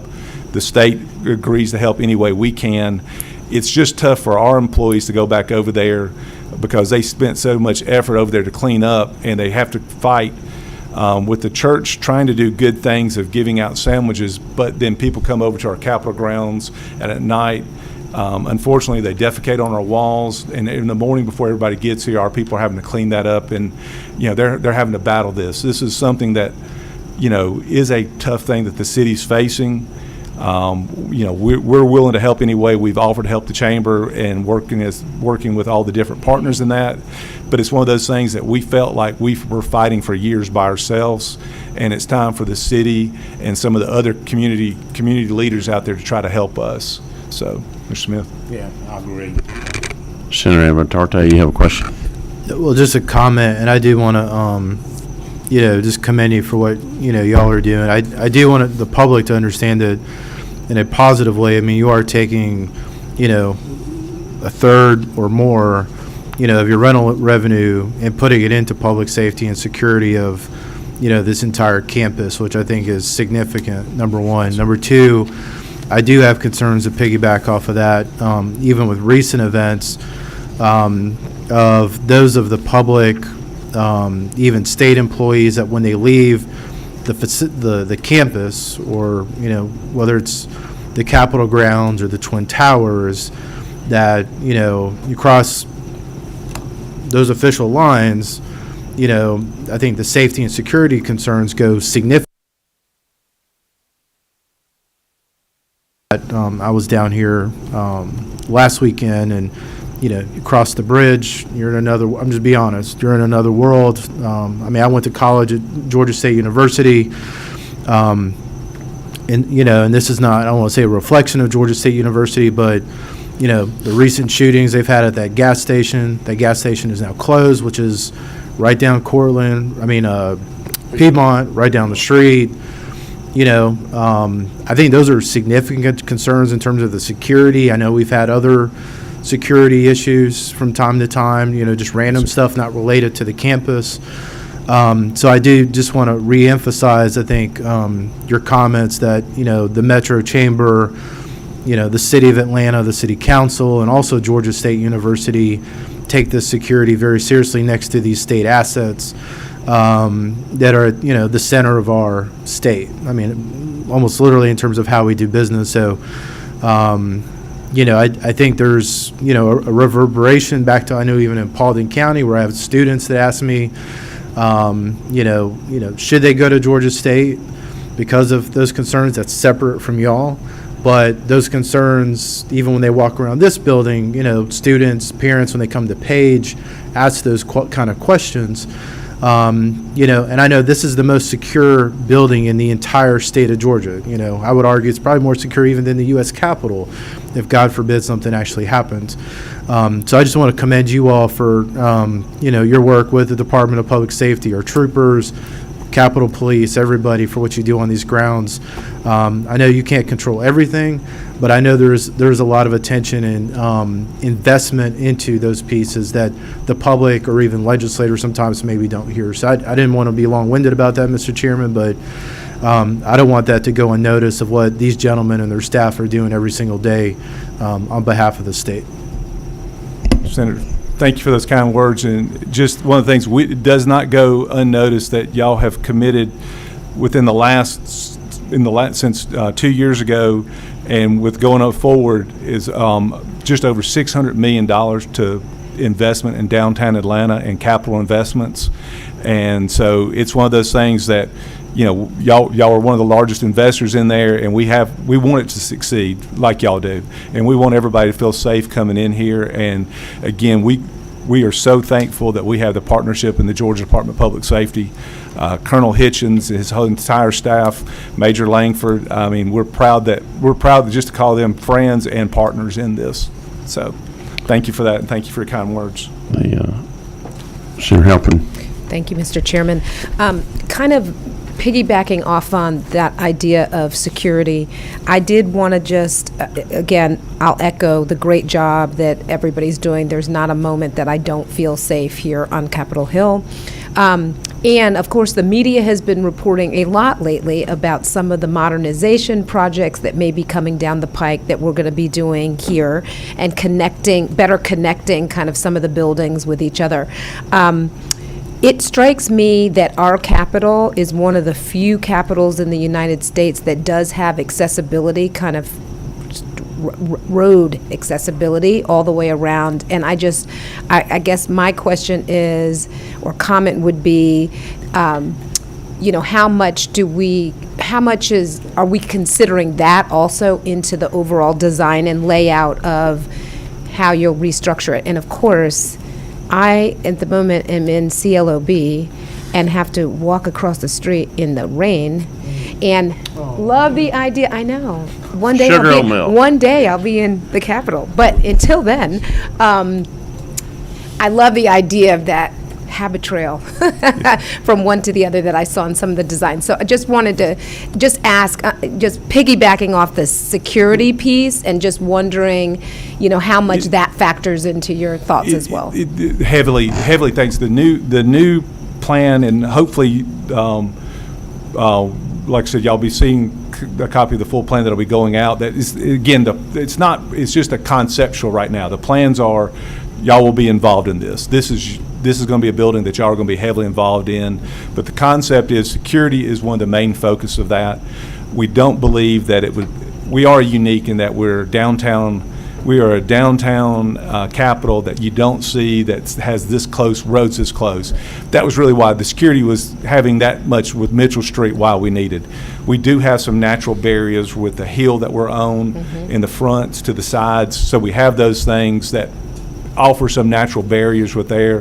The fence has been one of, you know, I know it's gotten criticized, and Mr. Smith and I both got beat up pretty good over that, but it's been it's been a great added safety feature in there that has helped with that. But the new building will be designed to make sure that in the event of the worst case scenario, that is protected.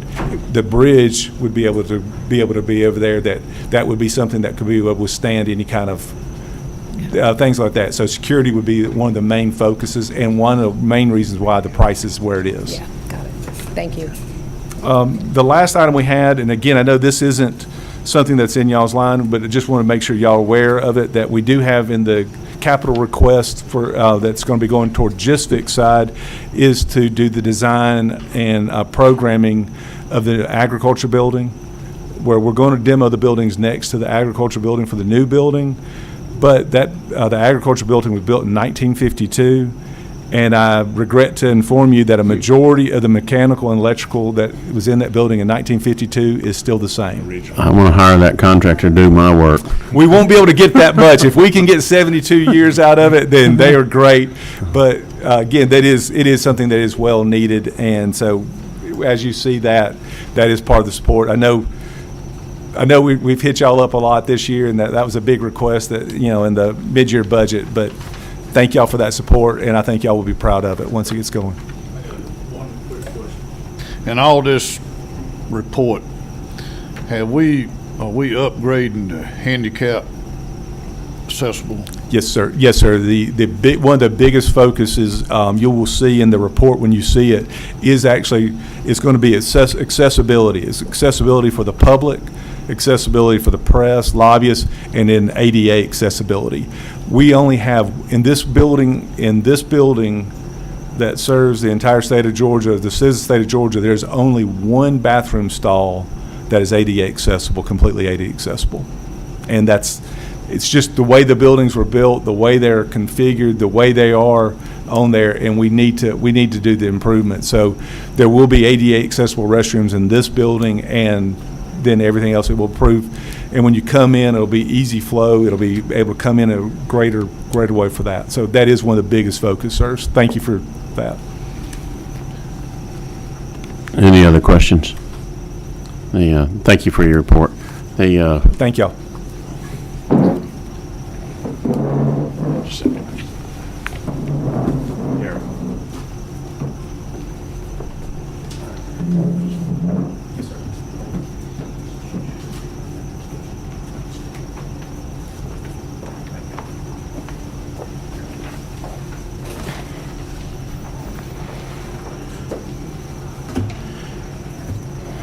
Okay, let's get back over here. We're getting down the short roads. We got Department of Revenue. Coming up next here. Looks like fun. How you doing today? Very well, sir. Good to have y'all with us this morning. I think it's still morning. I don't know. That York Peppermint Patty's kind of evaporating for us pretty quick.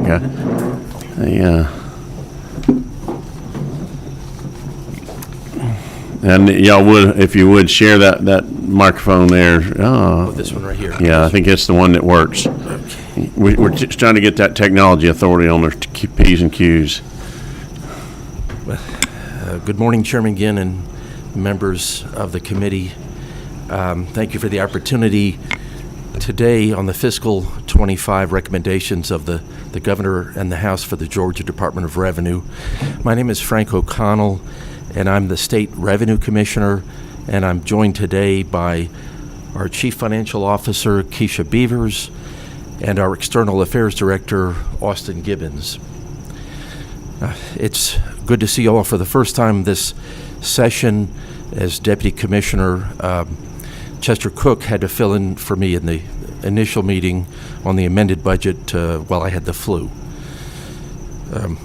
I told my wife I was going to tough it out, and she said, "No, you're not. You're not going to infect the General Assembly. Not a good idea." Our budget items for fiscal 25 can be found on pages 33 to 41 of the tracking sheet in section 42. And I won't go through the several adjustments that affect all state agencies, but altogether, these adjustments total a little over $5 million. Now, for DOR specific changes, starting on page 33 at line number 299.6, you'll see a reduction in funds of $281,961 for consolidation of leased office space. And throughout our budget programs, the total reduction of funds for the leased office space totals $1,658,594, and that serves as our 1% efficiency item for fiscal 25. The cost savings are a result of consolidation and relocation of our main headquarters, and Chester Cook probably mentioned when he testified, our main office is going to move only about, less than half a mile to 2500 Century Parkway. And we'll actually have the same landlord that we have today, but we'll be in less than half the space that we are today. Moving on to line, yes, sir. I don't normally, mention employees by name, but you have one employee that works in your office named Jason Larkins. Yes, sir. I just want to make sure I've reiterate this to you because I think it's the first time that I've dealt with you, and I've been in here for about 14 years, and for me, there's nobody out there that does a better job of the shell answer man. If I have a revenue question that any constituent ever comes up with, so just make sure in all those office relocations and stuff, you get Jason whatever it is he needs to keep going, because he is Johnny on the spot, and I hope that the rest of my colleagues are using that resource, because I don't think you got anybody that just gets it done. Well, thank you, sir. We'll keep him happy, and I can attest he's far more popular than I am downtown. Let's see. On page 36, line 302.5, you'll see a reduction of $405,769 for the Fireworks Trust Fund due to a lower than expected firework excise tax collection.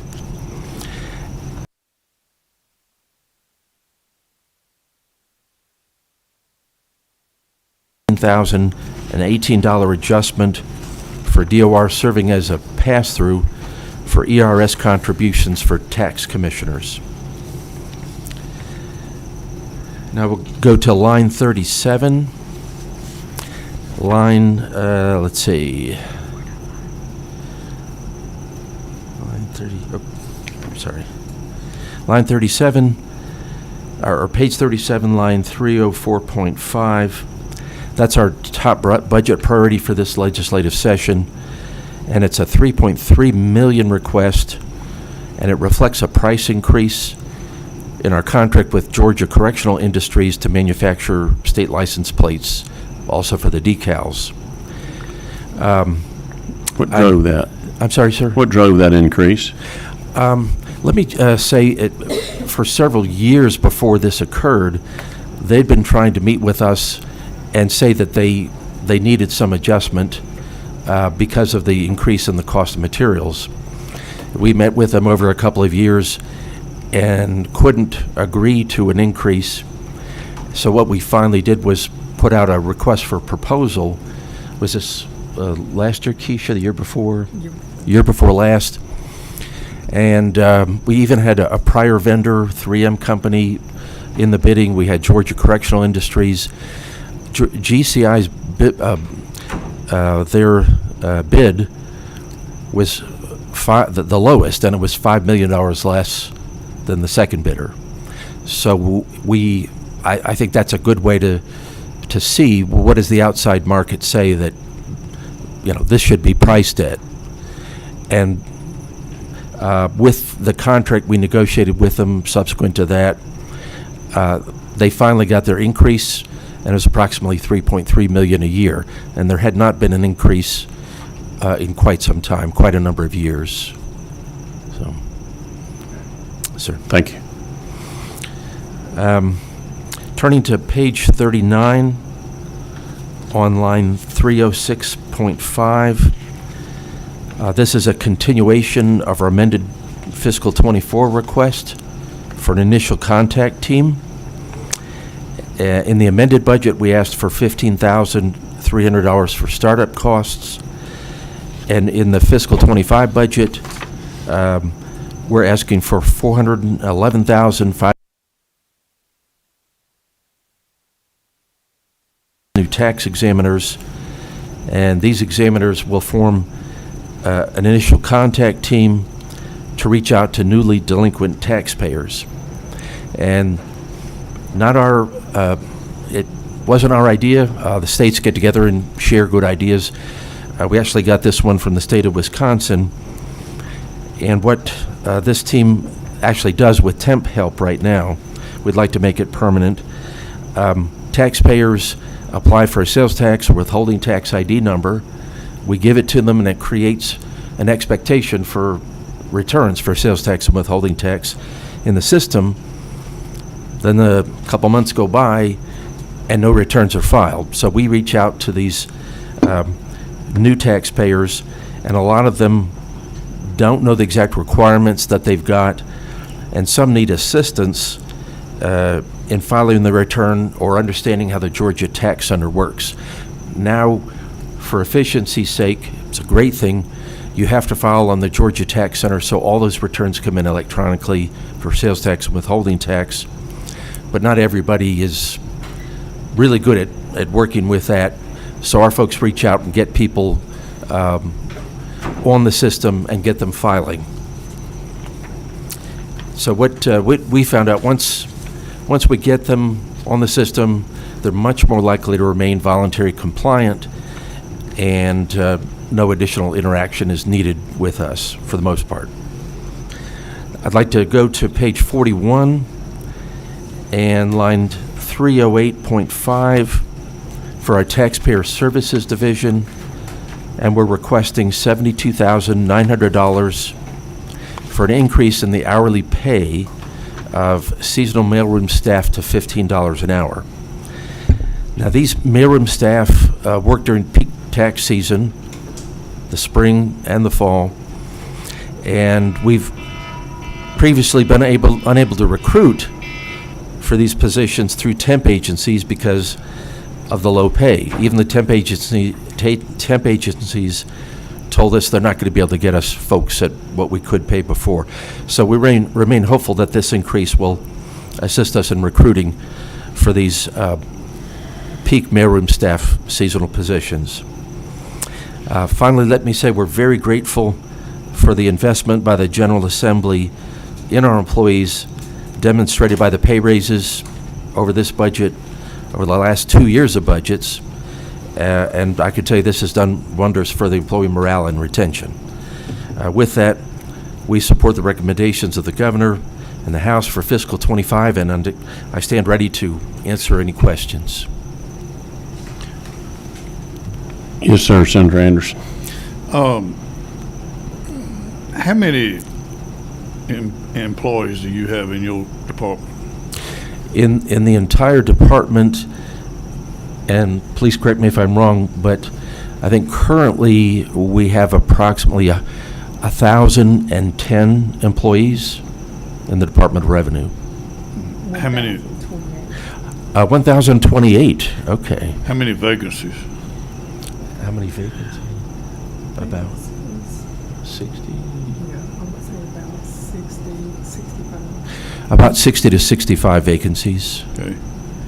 I want to just, a comment is that I've called you several times and you're Johnny on the spot. Within most of the time, you solved the problem or got the people in touch with whoever they need to get in touch with that same day. And I want to thank you for that. Well, thank you, sir. Thank you very much. I didn't know he had a phone, said they, I'll just call Jason. Thank you, Commissioner, said they appreciate your report, said hope you have a good day. And did Thank you get a York permit, Patty? If you don't mind, I will. Oh, we want you to. Yes, sir. Go.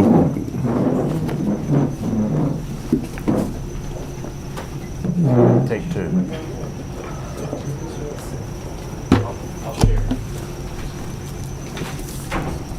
We're getting down to the short rows. I know we're running late, but I think next on our list is Professional Engineers Land Surveying Board. And look, that alarm going off, I didn't panic. Nobody got up and ran, and there wasn't any shooting, but I'd not heard that alarm on the phone too often, so I'm thinking maybe we have a security issue. I had to pick up something at the governor's office, and I wouldn't put my alarm, so I wouldn't forget before I left here. Okay. Don't go too long on this because we're running behind. I apologize. Very short. There are actually only two items on my list. I'm on page 49 and 50. This is actually our second budget.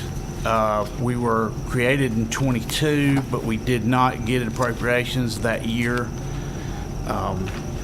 So we had 1.032 last year, and we're going to add 2 investigators and an analyst. We have signed a letter of intent at 229 Peachtree. That's kind of slow moving, but we hope to be in before the end of the year. So we are in the process. I think 2 weeks from now we should go live with our new licensing software. So we're very excited about that, nervous also. Are you doing audits on these professional credits? We do. We did not do one this past year. Usually we do between 3 and 5% of an audit. As we're moving into this new system, we wanted to not get cluttered up, because when we do an audit, there are usually several thousand who get hung up for various reasons. So we'll have enough of those with people who got arrested or, various things. How many engineers have you removed their license from in the last year or two? We really only removed one this past year, and it was a big one for us. And we actually had been after this person for some time because they were doing traffic studies all over Atlanta, unlicensed. They didn't have they had let their professional license lapse, and they had not had a company license, and literally hundreds of traffic studies, and we compiled about a dozen of them, and finally he voluntarily surrendered The license that he didn't have. Yeah, we got a cease and desist order on him, and he kept operating even after our initial cease and desist order. So You need some teeth. I'm going to tell you, get on the teeth business and don't come back and, I won't keep you. So are there any questions? We'll go, thank you for your report. So you're not the biggest part of our budget. Thank you. Now we're coming to the most important part of the budget because everybody in here runs for office.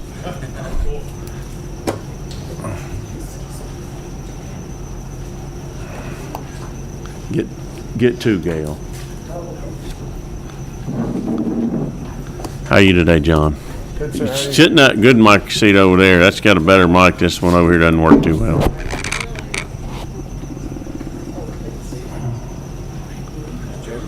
Thanks, sir. Oh, no, I don't think I did. Thank you.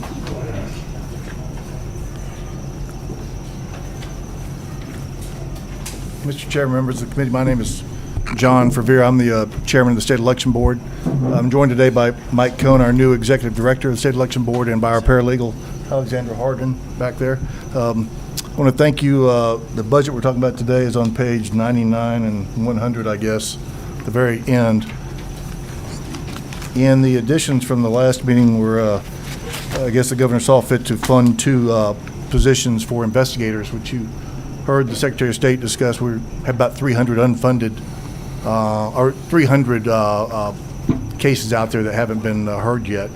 And so we have a great need for additional investigators, and this will allow us to hire two additional staff for the State Election Board. In addition to that, we have requested some additional funding that Mr. Cohn will talk about from the... On yours, it's going to be page 49. Was it 49? Okay. It's on here. So You don't go off that. That's a house sheet. We didn't acknowledge that we got it until this morning. So Right. So the handout I gave you guys, we were tasked with giving basically three budgets. One budget was us staying the same, which basically is a continuation budget, with the addition of the two investigators. That's a continuation coming forward. The lieutenant governor actually added $250,000 in the small budget, supplemental budget for two investigators. So that's basically a carry through on this your work tracking sheet. But the copy I gave you guys is the budget that says if the will of the Senate and the House is that we're going to move away from the Secretary of State, this is the budget we'll need. And you guys can go through the line items. It basically allows the two investigators, the paralegal, the executive director. It gives all the fringe benefits, goes through all the office expenses, the rent, the real estate rental we'll need. As you go through this, I know your time is valuable, so I'm going to make this quick, but you can see where we basically put money in. This is a brand new budget to a brand new, basically standalone agency, should you guys see fit to put us there. And so this is what we've asked for, the House, and we certainly ask you, if that is the will of the Senate and the House that we're moving away, this is what we're going to need. It's a very conservative budget. We went through it time and time again. My chairman's probably even more cheaper than I am. He cut it as well. So this is a very tight budget, and as you can see by the money, there's not a lot of money here, but those will fulfill our needs and no wants, just needs. So I'd appreciate your favorable consideration with this. If you guys got any questions, we'd love to hear them. My third job that I have is chairman of the Subcommittee Trust Fund. And so I took the expenses that we use at Subcommittee Trust Fund and tried to create a budget for this agency based on what we're spending over there. So it's a very conservative budget based on reality, on what we actually spend at the other agency, so. If I can, budgets are one thing, performance is another. I don't know, since we met during the supplemental budget, if y'all have had a meeting where you've been able to implement a rule on those ballots that get mailed out from an office that we eventually get to where we put that security paper that's visible with the watermark and stuff on it. But I sure would like for that to happen, because for me, that's one of the things that, those that stay in the elections office and those papers there that are there, the ballot papers and things there are one thing, but those that leave that get mailed out, I'd love to get that in there. So as long as we get that, I think we can work on your budget. So We had a meeting back on February 13th, which was the first meeting I was able to participate in. We have another one on May the 7th that we have some rules we're considering for that one, and that's one of them that we're taking a look at. that'd be very helpful. I know, Yes, sir. for me, you do have one of those things that everybody that serves on this committee, and it's the faith in our democracy, our republic is all done on safe and secure elections. So thanks for the work that you do, and appreciate the budget. If there are no questions, then we'll consider this meeting adjourned.